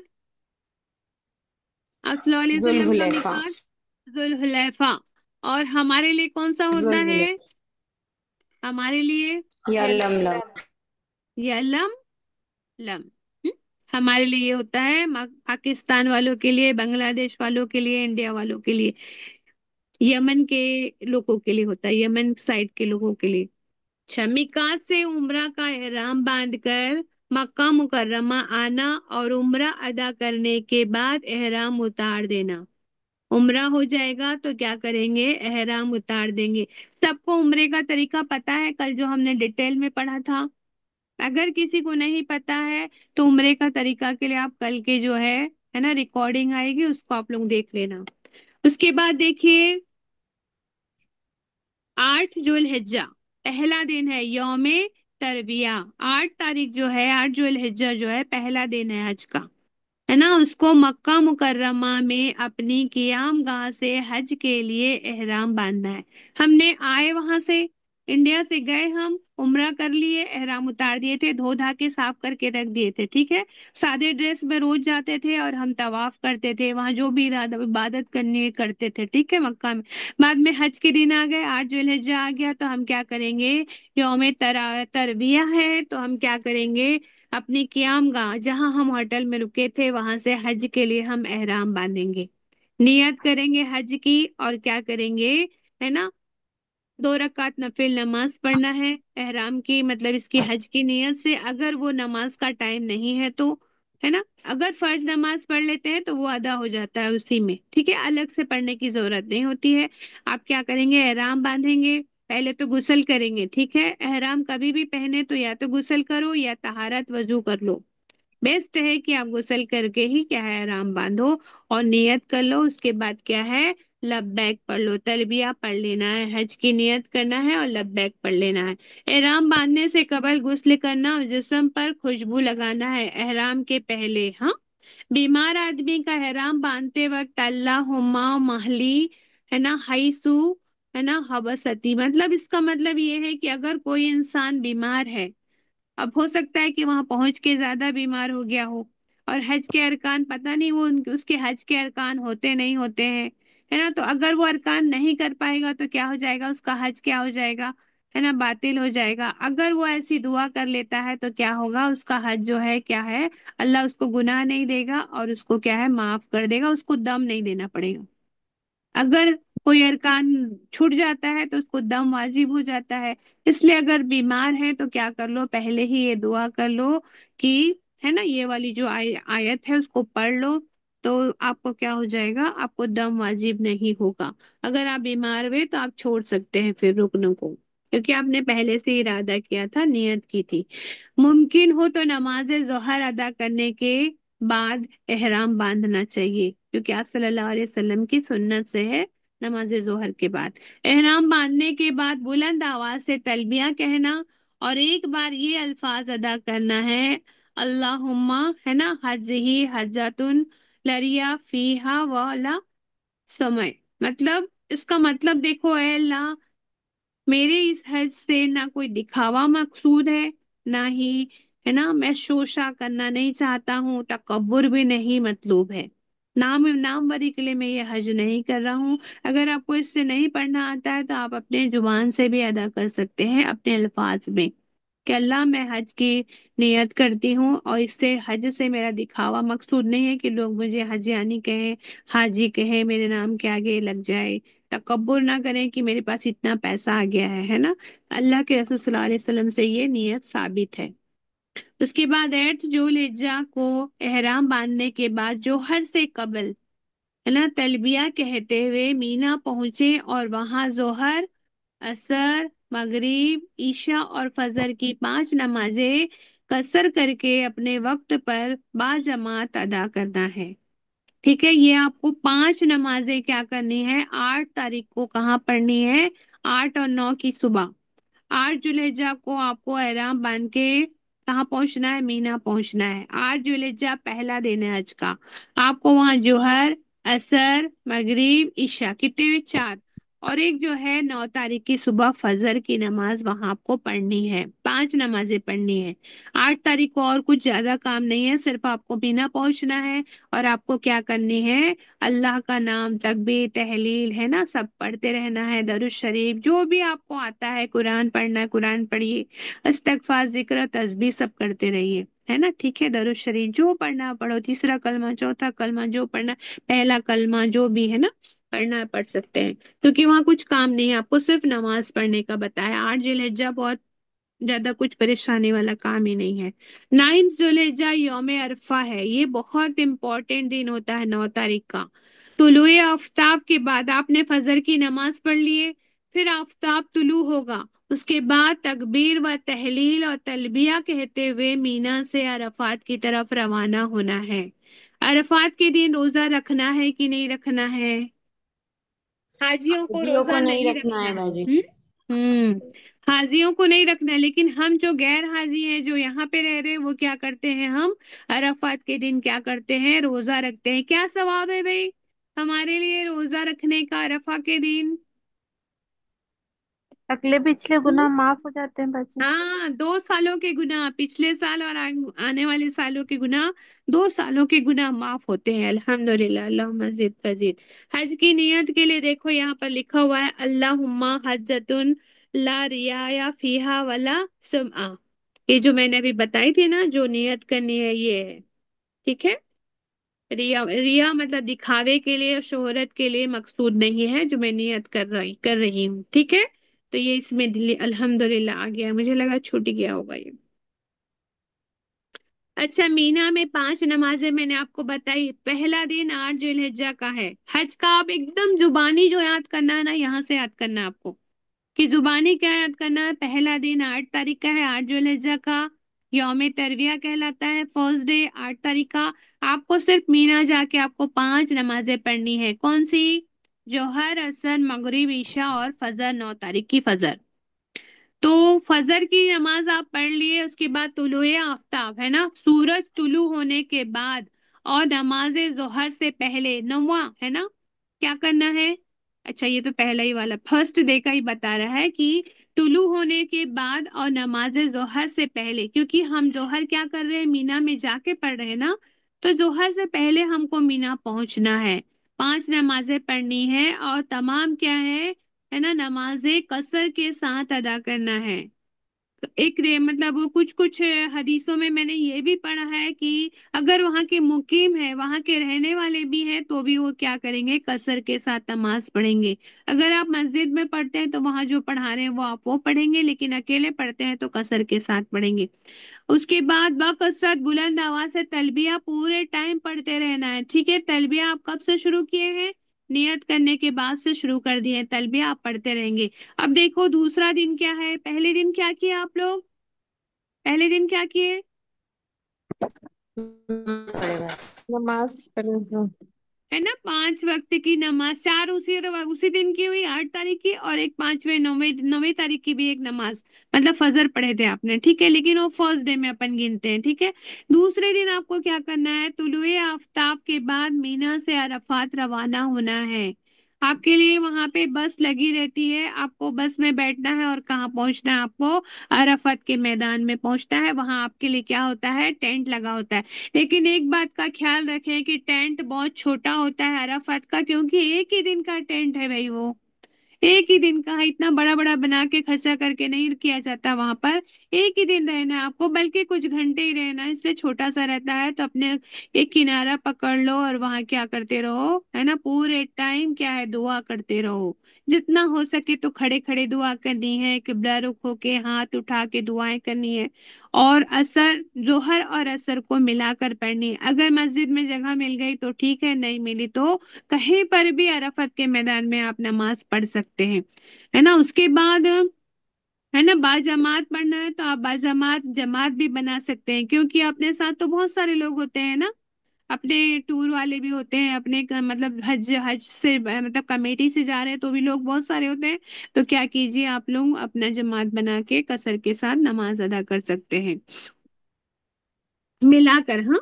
उसके बाद उसके बाद जबले रहमा, वहां की जो पहाड़ी है जिसकी फोटो मैंने दिखाई थी आपको, वो जबले रहमत कहलाता है। उसके करीब क्या, जहां भी जगह मिले किबला रुख होके क्या करना है, आपको रुकना है, वकूफ करना है, मतलब रुकना है। रुकना है बस, और दुआ करते रहना है। जो मन में आ रहा है, आपके दिल में जो भी दुआएं हैं, अपनी जुबान से भी मांग सकते हैं और अरबी में भी मांग सकते हैं। और गुरूब आफ्ताब के बाद मुजदलिफा रवाना होना है, और जाते हुए वादी महशर पड़ती है। मुजदलिफा से जब आप निकलेंगे ना तो वादी महशर पड़ती है। किसको पता है वादी महशर क्या है? अरफात का मैदान। हम्म। अरफात का मैदान। नहीं, महशर, वादी कयामत के महशर। दिन बाजी, अच्छा। जहाँ पे चटियल अच्छा मैदान। अच्छा। क्या हुआ था यहाँ?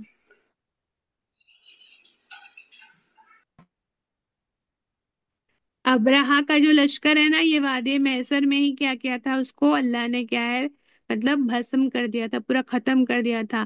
तो अल्लाह के रसूल सल्लल्लाहु अलैहि वसल्लम ने फरमाया कि यहाँ ज्यादा देर ना रुको, है ना, तेजी से गुजरना है। देखो, वादी महशर से तेजी से गुजरना है। दिख रहा है आप लोगों को ये नोट्स? समझ में आ रहा है ना? वादी महशर से तेजी से गुजरना है। मुजदलफा से निकलेंगे तो ये बीच में पड़ता है, तो वो वादी महशर जब दिखेगा तो वहां से तेजी से गुजरना है। वहां निशान लगा हुआ है, लिखा हुआ भी है वहां पर। उसके बाद दौराने सफर बुलंद आवाज से तलबिया पढ़ते जाना है। अब हम कहाँ थे अभी? कहाँ थे अभी? हम निकले कहाँ अरफात से? से हम निकले हैं बाजी। हरम से। अभी सबसे पहले हरम से निकले थे हम, मीना गए थे। मीना से फिर हम कहाँ गए हैं? अरफात गए। अरफात। अब अरफात से हम कहाँ पहुंचते हैं? अरफात से अब मुजदलिफा। मुजदलिफा पहुंच रहे हैं। मुजफ्फर। कहाँ जा रहे हैं? मुजदलिफा जा रहे हैं। मुजदलिफा से फिर कहाँ जाएंगे हम? मीना मीना जाएंगे। जाएंगे। मीना से फिर कहाँ जाएंगे? फिर रमी से जमरा। हरम जाएंगे, तवाफ करेंगे। सबसे आखिरी जो होगा ये होगा, यहाँ फिर जाएंगे। तो ठीक है, आगे बढ़ते हैं अपन। अभी हम अरफात के मैदान में है। ये जबले रहमा है ये वाला। जबले। ये पहाड़ी है, ये पूरी पहाड़ी है ना। इसके जितने आसपास हो जाए, चढ़ना है जरूरी नहीं है चढ़ना, आसपास भी आप दुआएं कर सकते हैं। आप सल्लल्लाहु अलैहि वसल्लम यहीं पर खुतबा दिए थे हज्जतुल विदा का। मस्जिद नमरा जो वहां पर है बहुत बड़ा है वो, ये जो मस्जिद है ना वहां पर अराफत के मैदान में, बहुत बड़ी है। ठीक है, तो मैं इसके बारे में, इसमें लिखा हुआ है, तो आप, मैं इसको नहीं बता रही हूँ क्योंकि लेट हो रहा है फिर, है ना। तो सेकंड डे अपना क्या था? यौम अरफा कहलाता है वो, क्योंकि अराफत के मैदान में गए ना हम। मैदान में गए, उसके बाद हम किधर जा रहे हैं?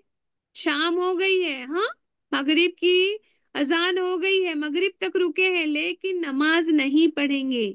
कहाँ नहीं पढ़ेंगे? अरफत के मैदान में नमाज नहीं पढ़ेंगे। टाइम हो गया है फिर भी। आप बोलेंगे भाई क्यों नहीं पढ़ेंगे नमाज? पढ़ सकते हैं ना, नमाज पढ़ने में क्या है, ये तो नेकी का काम तो है। ऐसे ही कर करके तो हम क्या करते हैं? बिद्दतों को पाल लेते हैं। नेकी का काम तो कर रहे हैं हम, ये कर रहे हैं, गरीबों को खाना खिला रहे हैं हम, शरबत पिला रहे हैं हम, शिरनियाँ बांट रहे हैं, बहुत बड़े बड़े वो पैकेट्स बनाकर बेचे बांटे जाते हैं, हम तो नेकी का काम कर रहे हैं। जिस दिन जो कहा गया है वही करना है, इत्तिबा करनी है रसूल सल्लल्लाहु अलैहि वसल्लम की। उन्होंने कुरान में फरमा दिया है कि मेरे नबी जो कहते हैं वो, रसूल सल्लल्लाहु अलैहि वसल्लम ने भी फरमाया कि मैं जो देता हूँ वो ले लो, मैं जिससे रोकता हूँ उससे रुक जाओ। हदीस का मफहूम बता रही हूँ, मैंने जो कहा है वो कर लो, जो उससे रोका है वो रुक जाओ। तो रसूल सल्लल्लाहु अलैहि वसल्लम ने जो बता दिया उसको आंख मूंद के हमको कबूल करना है, ना नुकुर नहीं करना है। ऐसा क्यों करना है, ऐसा क्यों नहीं करना है, ये सब बातें नहीं, बस सरे खम करना है, जो कह दिया वो करना है। अब मुजदलफा में जा रहे हैं हम। मुजदलफा में क्या है भाई? कुछ भी नहीं है वहां। अल्लाह, इतना थक गया है मैदान में अरफात में। अब रुके भी हैं तो देखो, तो यहाँ तो कुछ भी सुविधा नहीं है, यहाँ तो बैठने को भी जगह नहीं है, यहाँ तो कुछ भी नहीं है। अगर खुला आसमान है, मैं कैसे सोऊंगी? मेरे को तो ऐसे में नींद नहीं आती है। जो कहा है वो करना है आपको। चाहे वहां कितना राजा महाराजा होगा, वहां का सलमान होगा, वो जो वहां का खलीफा भी होगा वो भी आएगा, तो उसको भी क्या है, मैदान में मुजदलफा के मैदान में, खुले मैदान पे ही रात गुजारनी है उसको। ठीक है, तो एक फुट नोट है, फुट नोट याद रखना है कि जिलहज को जुहर से कबल मीना पहुंचे, और वहां पहुंचकर, है ना, नमाजें अदा करना सुन्नत है, वाजिब नहीं है। ये जो 5 नमाजें हमने जो अदा की है ना मीना में पहुंचकर, वो वाजिब नहीं है, सुन्नत है ना। अगर कोई शख्स 8 जिलहिज्जा को मीना ना जा सका, मतलब वो देर में पहुंचा, कहीं रुक गया, कहीं उसकी गाड़ी खराब हो गई, कोई प्लेन खराब हो गई, 8 तारीख को मीना नहीं जा सका और 9 तारीख को सीधा वो कहाँ पहुंच गया? अरफात पहुंच गया, तो कोई गुनाह नहीं है उस पर, ना ही कोई दम या फिदिया देना होगा, क्योंकि वाजिबात में से वह है ये मीना पहुंचना। लेकिन क्या है उसमें, क्या है, गुनाह नहीं है उस पर कि वो दम या फिदिया नहीं देगा अगर वो अरफात के मैदान में आ गया है तो। ठीक है, अराफात का मैदान में आना और रुकना बहुत जरूरी है। अगर नहीं रुका तो हज नहीं होगा, वकूफ अराफात जरूरी है। अच्छा, हज, अराफात में दाखिल होने से कबल क्या करना है ना, वादी नमरा में कियाम करना जोहर के वक्त, मतलब वादी निमरा जहाँ मस्जिद है वहां पे थोड़ा देर रुके तो अच्छा है, वहां रहकर आप क्या सुन सकते हैं? खुतबा सुन सकते हैं, है ना, दोनों नमाजें वहां अदा कर सकते हैं, जो भी होगा। ठीक है, गुरूबे आफ्ताब के बाद नमाज मगरिब अदा करे करके बगैर सुकून और अदा करे बगैर, है ना, मगरिब की नमाज अदा करे बगैर सुकून और वकार के साथ तलबिया कहते हुए मुजदलफा पहुंचना है। गुरूब आफ्ताब से पहले मैदान अरफात छोड़ने पर एक जानवर की कुर्बानी वाजिब है। क्यों है भाई यहाँ पर? अगर मैदान छोड़ के आप चले जाते हैं, गुरूबे आफ्ताब से पहले ही निकल जाते हैं, मगरिब का टाइम नहीं हुआ है, गुरूबे आफ्ताब नहीं हुआ, आप निकल जाते हैं अरफत के मैदान से, तो आपको जानवर जबा मतलब कुर्बानी क्यों देनी पड़ेगी? क्योंकि बाजी वो फराइज में से है ना, हज की, उसके हाँ बिना वो होगा नहीं, रुक्न मगरिब है। तक रुकना है। हाँ वो रुक्न में है। अरफात में रुकना जो है रुक्न है। 4 रुक्न बताई मैंने। एहराम है, और दूसरा जो है अरफात के मैदान में वुकूफ रुकना अरफा, है, और तीसरा जो है तवाफे जियारत तवाफे करना, जियारत। चौथा जो है सही करना है। इसके बिना हज होगा ही नहीं, समझ जाइए, ठीक है, इसके बिना हज नहीं होगा। तो ये अगर नहीं रुकेंगे, जल्दी निकल जाएंगे, तो आपको कुर्बानी देनी पड़ेगी। अच्छा, मुजदलफा पहुंचकर मगरिब और ईशा की नमाज एक अजान और 2 इकामत के साथ कसर करके क्या करनी है, आपको अदा करनी है। और फिर रात को क्या करना है, सोकर गुजारना है। क्यों सोकर क्यों गुजारना है भाई? क्योंकि 10 तारीख जिलहज्जा सुन्नत। की है ना नमाज फजर, है ना, मामूल से पढ़ के स्टार्टिंग टाइम में आपको सुबह उठ के नमाज पढ़ना फजर की, और तुरंत क्या है उधर निकल जाना है ना। वक्त से थोड़ा पहले ही क्या करना है, एकदम देर करके नमाज नहीं पढ़नी फजर की, जल्दी पढ़ के क्या करना, दुआ भी करनी है वहां पर बैठ कर, है ना, आपको दुआ भी करनी है, फिर निकल जाना है। नमाज फजर बाजमात अदा करने के बाद, है ना, मशअरुल हराम, ये जो आयत पढ़ेंगे ना हम लोग नेक्स्ट वीक, जो हमारी आयत है, जो सूरह बकरा जो हमारी आयत चल रही है ना, उसमें ये वर्ड आएगा। मैं आप लोगों से पूछूंगी मशअरुल हराम क्या है। हम्म मशहरुल हराम मस्जिद है पहाड़ी के बाजी। दामन में, है ना, किबला रुख, मतलब ये जहां कहीं भी जगह मिले, है ना, वो जो पहाड़ी है, जरूरी नहीं है कि वो जो पहाड़ी है वहां पर उसके पास ही मैं जाके पढ़ूंगी, वहीं दुआ करूंगी, वहीं नमाज पढ़ूंगी। कहीं भी आपको जगह मिलती है, मुजदलफा में कहीं भी जगह मिलती है, हाथ बुलंद करके सूरज तुलू होने से कबल, सूरज तुलू होने से पहले ही खूब खूब दुआएं मांग लो। फजर की नमाज पढ़ लिए हैं, सूरज तुलू होने का है, अभी तुलू नहीं हुआ है, तो बहुत दुआएं मांग लो। जितनी दुआएं मांगनी है दोनों हाथ को फैलाकर, उसके बाद क्या है ना, तकबीर व तहलील कहना है, तौबा इस्तगफार करना है, और दुआएं मांगना, जो करना है वो कर लो। उसके बाद क्या करना है, आपको वहां से निकल जाना है ना, तलबिया पढ़ते रहना है ना। क्या है, 9 तारीख को हमने क्या कर रहे हैं अब,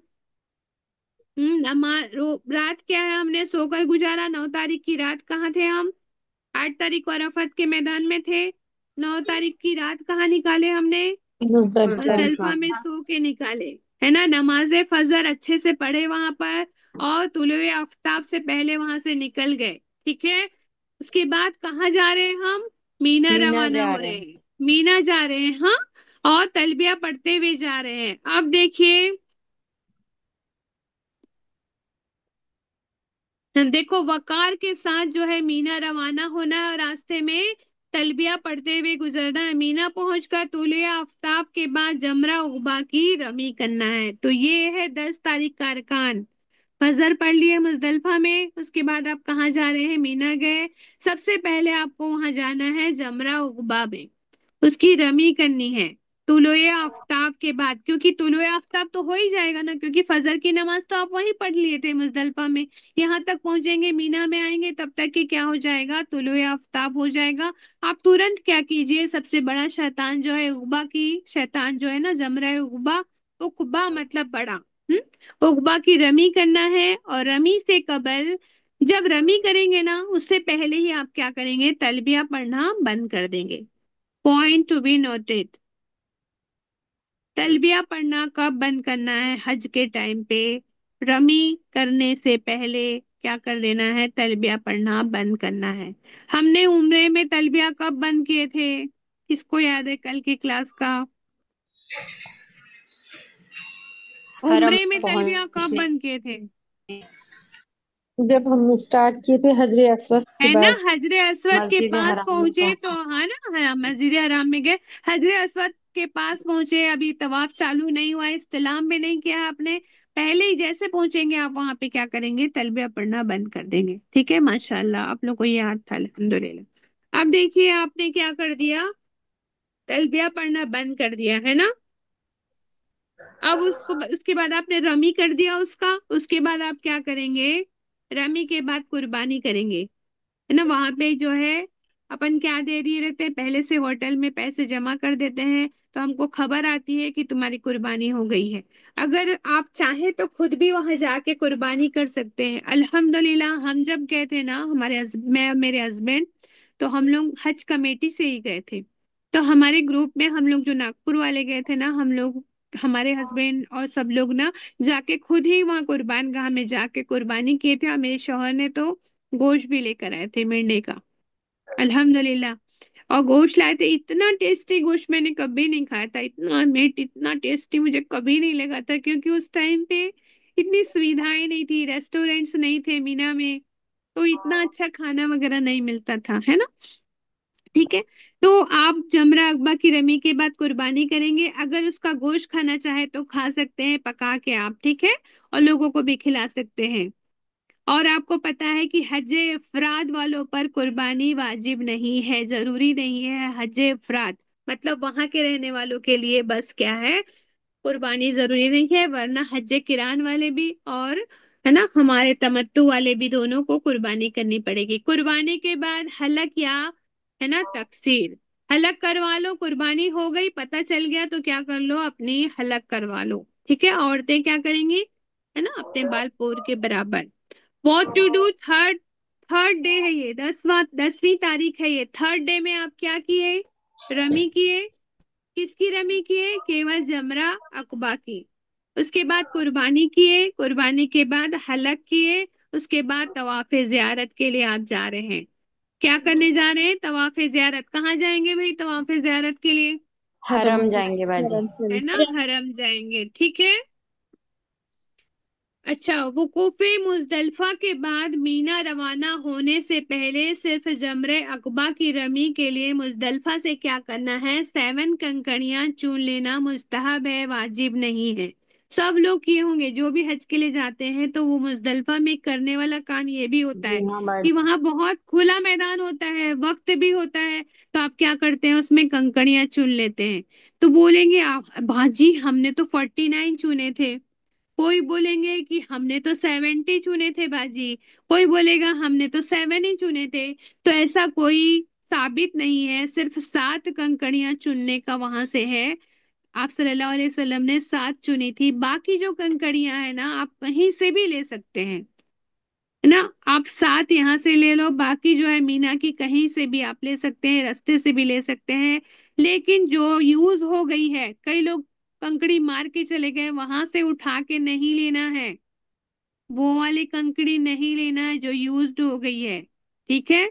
तो मुजदलफा से आप 7 भी उठा सकते हैं, क्योंकि पहले दिन आपको क्या करना है, सिर्फ जमरे बड़े शैतान को ही, है ना, बड़े वाले को ही मारना है पहले दिन। तो आप बड़े वाले शैतान के लिए 7 कंकड़ियां ले सकते हैं। अगर आपको पूरे दिन का इकट्ठा ही कर लेना है, भाई अभी तो सोना ही है मुजदलफा में, है ना, तो चलो पूरा ही इकट्ठा कर लेती हूँ, तो आप क्या करिए, 70 ले लीजिए। अगर आपको 13 तारीख को रुकना है तो आपने इरादा कर लिया है कि मैं 13 तारीख को भी मैं क्या है मीना में, अयाम तशरीक पूरा मैं मीना में गुजारूंगी, तो आप क्या कीजिए, 70 लीजिए।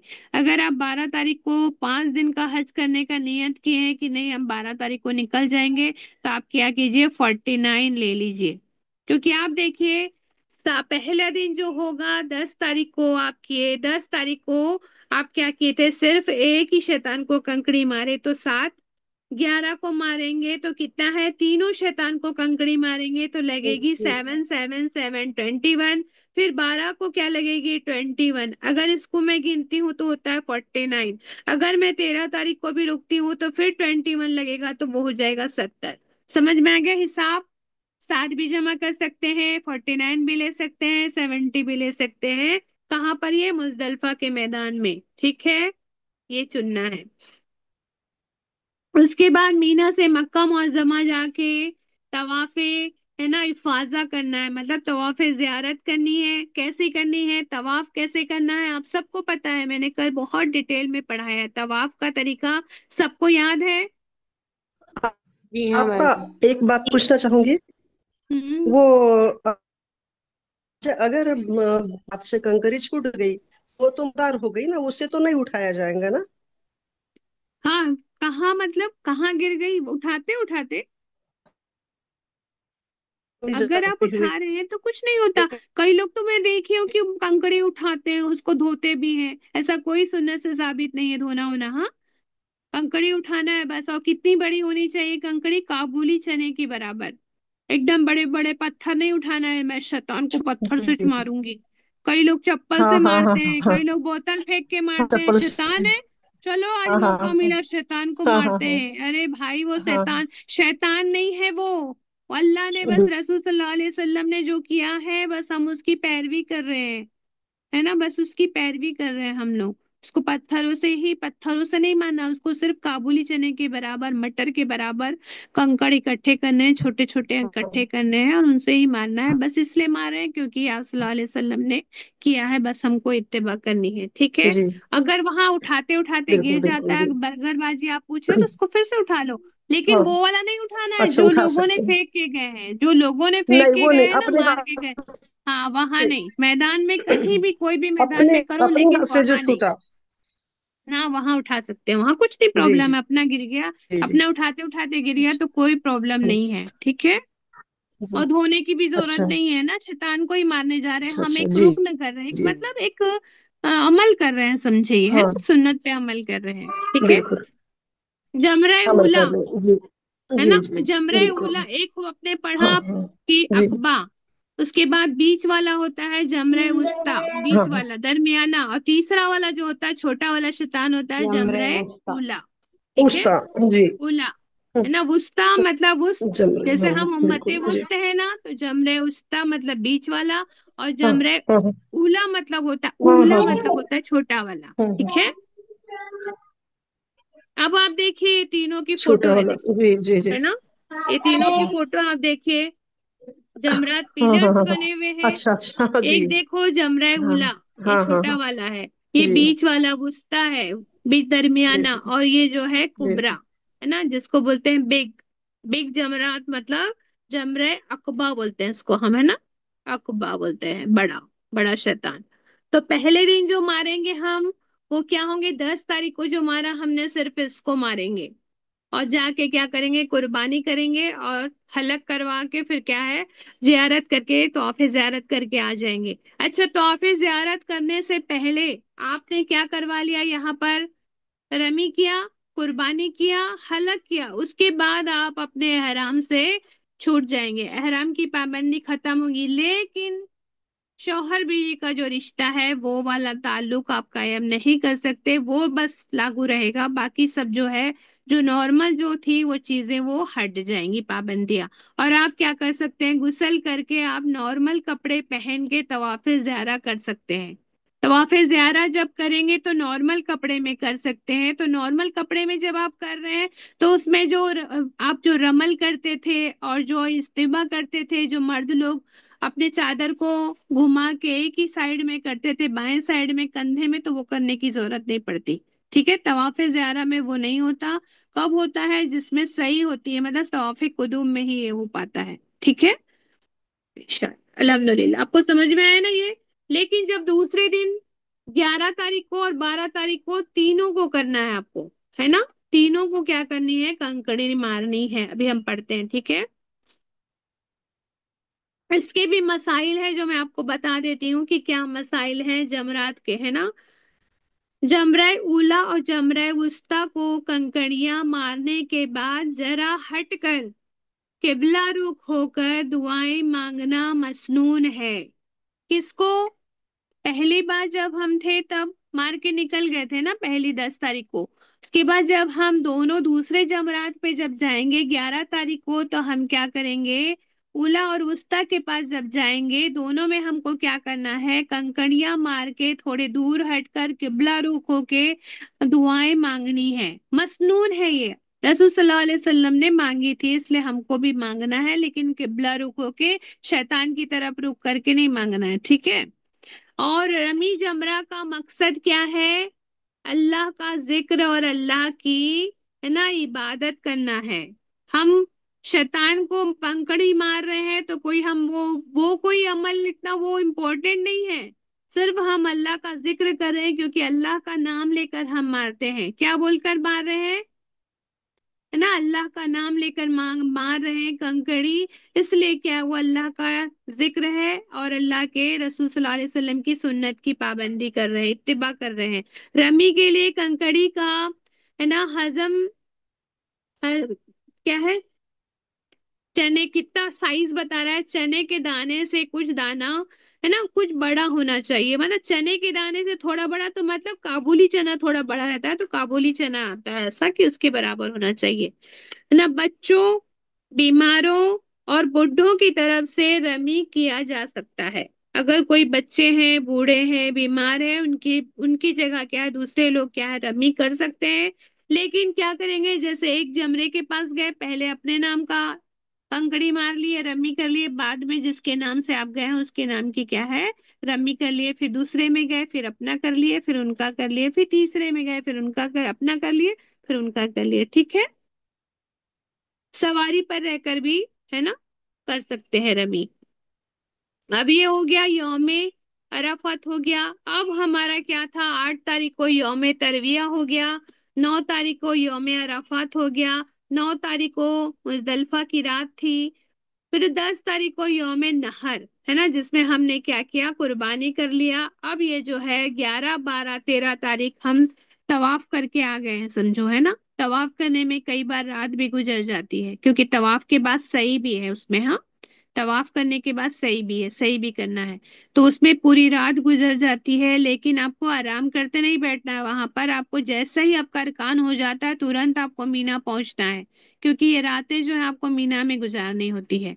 अगर कहीं किसी वजह से लेट हो रहा है कि आप मतलब वहाँ तवाफ में आपको लेट हो गया, तो अलग बात है ना। ठीक है, लेकिन रात अपने को वहां नहीं गुजारनी, मक्का में रुक के आराम नहीं करना है, हमको इधर आ जाना है ना। तमाम रातें मीना में गुजारना है ना। जमरे उला, जमरे उस्ता और जमरा उकबा की, है ना, जवाले आफ्ताब के बाद रमी करना है। जवाले आफ्ताब समझते हो, सनराइज होने के बाद, जवाले आफ्ताब के बाद ही रमी करना है। और बकसरत तकबीर तहलील, है ना, तकरीर सब पढ़ते रहना है, जो हम हमेशा पूरे टाइम ये करते हुए आ रहे हैं। 12 जिलहज्जा को वापस आना है अगर आपको, तो क्या करना है, सन सेट होने से पहले ही मीना से निकल जाना है। मक्का वापस आकर अपने, है ना, मतलब जो भी मुल्क या शहर आपको जाना है, वहां जाने से पहले आपको क्या करना पड़ेगा, तवाफ वदा करना जरूरी है। ठीक है, तो हज की तैयारी की है हमने, ये सब अपना हज हो गया, है ना। अपन ने अगर 12 तारीख तक रुकना था तो 12 तारीख तक रुके, और तीनों, है ना, तीनों कंकड़ी, तीनों मतलब शैतानों को कंकड़ी मार लिए, दुआ भी किए। लेकिन याद रखना पॉइंट ये है कि जमरे अकबा के पास रुक के आपको दुआ नहीं करनी है, ये पॉइंट बस याद रखना। वुस्ता छोटा शैतान और बीच वाले शैतान के पास हटकर किबला रुख होकर दुआएं मांगनी है, लेकिन बड़े शैतान के पास में रुककर आपको दुआ नहीं मांगनी है। ये पॉइंट है, कुछ पॉइंट है, पता नहीं मैंने डाला था, याद नहीं आ रहा, शायद इसमें वो नहीं हुआ। ठीक है, मैंने ऐड नहीं कर पाई इसमें, लेकिन लिखा था मैंने। ठीक है, हज की तैयारी जब करना है, आप स्टार्ट कर देंगे, तो क्या लेकर जाना है हमको, तकवा, नियत, इखलास नियत, दिखावे की नियत नहीं होनी चाहिए कि मैं, मेरी देवरानी ने कर ली हज, मेरी जेठानी ने कर ली, मेरी भाभी ने हज करके आ गई, मेरे भाई ने कर लिया इसलिए मैं करूंगी, मेरी ननद ने कर लिया इसलिए करूंगी, नहीं। है ना, इखलास के साथ हमको हज की नियत करनी है। पहले से पैसा जो जमा कर रहे हैं हज के लिए, वो हलाल पैसा होना चाहिए। हज में जाने से पहले हमको इल्म हासिल करना चाहिए हज का। इत्तिबाए रसूल सल्लल्लाहु अलैहि वसल्लम, हमको मालूम होना चाहिए रसूल सल्लल्लाहु अलैहि वसल्लम ने कैसे हज किया। अरे सॉरी, मैंने आपको एक हदीस बहुत लंबी वाली है, इंशाल्लाह ताला ट्यूसडे को अगली क्लास जब होगी ना, मैं आपको हदीस पढ़ के सुनाऊंगी। पूरी हदीस है डिटेल में, कि आप सल्लल्लाहु अलैहि वसल्लम ने कैसे हज किया था, 2-3 पेज का है वो, मैं आपको पढ़ के सुनाऊंगी। ठीक है, इसके बाद जो जो अपनी जिम्मेदारियां हैं, है ना, वो जिम्मेदारियों को पूरा करके जाना है। ऐसा नहीं है कि हमारे पेरेंट्स हमारे साथ है, उनकी जो जिम्मेदारियां हैं हम क्या है उसको फरामोश करके नहीं जा सकते, किसी न किसी को हम सौंप के जाएंगे अपनी जिम्मेदारियां की अल्लाह ना करे अगर मुझे कुछ हो गया तो तुम्हारी जिम्मेदारी है ये, अपनी जिम्मेदारियां सौंप कर जाना है ना। उसके बाद इस्तिखारा करना है, अगर मैंने नियत की है कि मुझे हज करना है तो मुझे इस्तिखारा करना चाहिए कि क्या बेहतर है, कौन से टूर से जाना है, मुझे किस टूर से जाना है, कब निकलना है, क्या करना है, कि हज कमेटी से जाना है। ये सब क्या है, अल्लाह की मर्जी जान कर आपके दिल में अल्लाह सुब्हानहू तआला डाल देते हैं। 2 रकात नफिल नमाज इस्तिखारा की नियत से पाक होकर पढ़िए। और फिर क्या कीजिए, दुआ आती है, आप नेट में सर्च करेंगे, इस्तिखारे की दुआ आएगी, उसको पढ़ के आप रहेंगे ना तो आपको अल्लाह खुद ब खुद आपके दिल में अल्लाह जो है डाल देता है क्या सही है क्या गलत है, ठीक है। उसके बाद खिदमत खल्क के काम करना है ना। प्लान भी करना है कि मैं ऐसा करूंगी, मैं वैसा करूंगी, हाँ मुझे ये ले जाना है, ये नहीं ले जाना है। अपने साथ जो आमिर हैं, जो बड़े हैं, मेरे शौहर मेरे साथ है तो वो मेरे अमीर हैं, अगर मेरे साथ कोई और घर के बड़े हैं वो पहले जा चुके हैं तो वो मेरे अमीर हैं, तो मैं उनकी इत्तिबा करूंगी। हैज और पीरियड्स का ख्याल रखना है, देखिए ये बहुत जरूरी है। हैज और पीरियड्स का ख्याल रखना है। अगर आपको हज के लिए जाना ही है तो ऐसा होता है कि कई बार क्या होता है, जाते के साथ मतलब हैज आ जाता है, फिर आपको कितने दिन तक के क्या है, 5 6 7 दिन, किसी को 10 दिन भी चलता है, तो उस दिन तक के आप क्या होंगे, एहराम के पाबंदियों में रहेंगे। इसलिए बेहतर है कि आप अपने डेट को पहले ही डिसाइड कर लें, अपने डेट को फिक्स कर लें, है ना। इसमें कोई कबाहत नहीं है कि आप उसको फिक्स करवा लें। मेडिसिन लेकर भी अगर 2 3 महीने पहले आप उसको ठीक कर लेती हैं तो ज्यादा बेहतर होगा, लेकिन एंड टाइम पे करने की कोशिश मत कीजिए, ठीक है। अगर आपको वहां पाबंदी में रहना भी पड़ता है तो सवाब ही होता है, आपको पाबंदी में रहना सवाब ही का काम है, ठीक है। लेकिन एक दिल दुखता है ना, हम इतने दूर गए हैं और हम मस्जिद हरम में नहीं जा पा रहे हैं, सब लोग तवाफ कर रहे हैं, हम नहीं कर पा रहे हैं। जब हमारी अम्मी आयशा रजी अल्लाह अन्हा को ये तकलीफ हो सकती है तो हमको भी हो सकती है, हम तो बहुत ही गुनहगार बंदियां है ना, हमारा दिल तो और ज्यादा बेचैन हो जाता है कुछ ना मिले टाइम पे तो ना। इसलिए पहले से ही ये सब प्लानिंग कर लेनी है, ठीक है। फिर इसके बाद है ना, उसके बाद तौबा करनी है, सलाते तौबा पढ़नी है, 2 रकात नफिल नमाज सलातुत तौबा की नियत से पढ़नी है। अगर आपके पास माल दौलत सोना है तो उसकी वसीयत करके जाना है कि अगर मुझे कुछ हो गया तो मेरे बाद मेरी चीजों के ये वारिस होंगे। उसके बाद अपनी बैग को ज्यादा हैवी नहीं करना है, बैग को लाइट रखना है, और दिल को भी हैवी नहीं रखना है, लाइट ही रखना है, ठीक है। हसद जलन कीना बहुत सबको निकाल के फेंक देना है, ठीक है। जिक्र की कसरत करना है, पहले से दुआएं याद करनी है, जो याद नहीं है उसको याद करना है। 7 चक्कर की दुआएं मैं डाल दूंगी इंशाल्लाह ताला, वो 7 चक्कर की दुआएं बहुत बेस्ट है। उसमें मेरे पास जो है ना उसकी दुआएं भी हैं, मुल्तजिम पे जाते हैं ना उसकी दुआएं भी हैं। मसनून दुआएं नहीं है वो, लेकिन वो दुआओं के अल्फाज इतने अच्छे हैं कि बहुत अच्छा लगता है वो, है ना, उसको पढ़ने से बहुत बहुत बेहतरीन दुआएं हैं, वो मैं आपको सेंड करूंगी तर्जुमे के साथ इंशाल्लाह ताला। उसके बाद क्या है, सुकून लाना है अपने अंदर, स्लो डाउन होना है, सकीनत नाजिल करने के लिए जिक्र करना है, साइलेंस जितना हो सके कम बात करना है।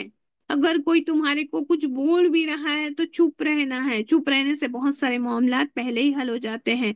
अपने होठों पे स्माइल रखना है, लेकिन बेइज्जत स्माइल नहीं रखना है कि गैर मर्दों को आपकी तरफ अट्रैक्ट होने का मौका मिल जाए, ठीक है।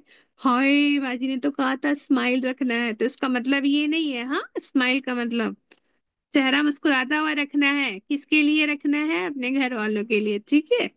उसके बाद है ना, अल्लाह के जो शायर हैं, अल्लाह की जो निशानियां हैं, अल्लाह के जो शायर हैं उनके क्या है, ताजीम करनी है उनको, है ना, खराब नहीं करना है। उसके बाद एहराम में क्या क्या मना है ये सबको पता है ना, खुशबू लगाना मना है, निकाह करना करवाना, पैगाम भेजना, हेयर काटना, नेल्स काटना, ये सब मना है। लड़ाई झगड़ा भी मना है, सेक्सुअल काम भी मना है। और जो मना है उसमें भी 3 कैटेगरी है, किस में दम देना पड़ेगा, किस में नहीं देना पड़ेगा, ये भी है। केवल एक ही मामला है जिसमें आपको क्या है, ऊँटनी की कुर्बानी देनी पड़ती है, और क्या होता है, ये बीवी से शौबत करना, है ना, बातिल हो जाता है हज, ठीक है, इससे हज बातिल हो जाता है। दूसरा हज करना पड़ता है और फिर कफारा भी देना पड़ता है। ये आपको मस्जिद हरम में जब जब भी आप दाखिल होंगे तो क्या है, है ना। एक तो क्या है, ये दुआ भी पढ़ लो, या फिर अब्वाब रहमतिका वाली जो दुआ हम नॉर्मली मस्जिद में जाते समय पढ़ते हैं ना, इफ्ताह अब्वाब रहमतिका, अल्लाह मेरे लिए रहमत के दरवाजे खोल दे, वो वाली दुआ करके एतिकाफ की नियत करके जाना है, ताकि जो भी आप वहां करेंगे, है ना, तो उसमें क्या होगा, आपको ज्यादा सवाब मिलेगा। तवाफ का तरीका मैंने आपको बताया था, यहाँ से स्टार्ट करना है इस्तिलाम करके। इस्तिलाम मतलब क्या होता है? सलाम मतलब आप बोशा डायरेक्ट भी दे सकते हैं, हाथ से भी छूकर बोशा ले सकते हैं, छड़ी से भी ले सकते हैं, लेकिन इशारा करेंगे तो उसको बोशा नहीं देना है। ठीक है। इस्तिलाम के वक्त क्या बोलना है? बिस्मिल्लाह अल्लाहु अकबर। तवाफ के क्या क्या है काम है ना। सबसे जरूरी जो है वो ये है कि आपको 7 चक्कर करनी है, उसके बाद आपको 2 रकात नफिल नमाज पढ़ना है जो जरूरी है। अगर आपको ऐसा लगता है कि मुल्तजम पे जाके दुआ कर सकते हैं तो वहां जाके चिमट के दुआ करनी है, उसके बाद जमजम पी लेना है। उसके बाद अगर आपको तवाफी कुदुम है, मतलब आप स्टार्टिंग में उम्रा करने आए हैं, तो आपको सही करना है। अगर हज के तवाफ के लिए आए हैं तो भी आपको क्या करना है? सही करना है। ठीक है। सफा पहाड़ी पर चढ़ते वक्त ये दुआ पढ़नी है आपको। सूरह बकरा की आयत भी पढ़नी है कि बिस्मिल्लाहिर्रहमानिर्रहीम शफा वल मरवता मिन सवाइरिल्लाह कह के एहकाम करने हैं। जो चढ़ते वक्त वहां चढ़ने के बाद किबला रुख होके, सॉरी, मस्जिद हरम की तरफ देख के हाथ उठा के आपको दुआ करनी है। ठीक है। उसके बाद सही के जो होते हैं गिनती, आपको मैंने कल बताई थी, सही की गिनती सफा से मरवा, मरवा से सफा, ये 7 होता है। हाँ, सफा मरवा एक पूरा चक्कर नहीं होता, सफा से मरवा एक चक्कर, मरवा से सफा है तो 2 हो जाता है। ठीक है। तो इस तरह से अल्हम्दुलिल्लाह अपनी क्लास कंप्लीट हुई। अल्लाह का लाख लाख एहसान है कि मैं आपको पढ़ा पाई और आप लोग पढ़ पाए। अल्लाह से दुआ है कि मुझसे कोई गलती हो गई, अल्लाह पाक सुभान व तआला मेरी जुबान से कुछ गलत निकल गया, अल्लाह सुभान व तआला मुझे माफ फरमाना मेरे गुनाह को, और आप लोग भी नज़रअंदाज करना। अगर किसी को कहीं कोई डाउट होता है तो आपसे मुझे पर्सनल में आप लोग मुझसे पूछ सकते हैं। ठीक है। और दुआएं मैं इसमें और डाल दूंगी इंशाअल्लाह ताला। ठीक है। रब्बना ला तुज़िग कुलूबना बअद इज़ हदैतना व हब लना मिन लदुनका रहमा इन्नका अंतल वह्हाब। अस्सलामु अलैकुम व रहमतुल्लाहि व बरकातुहू।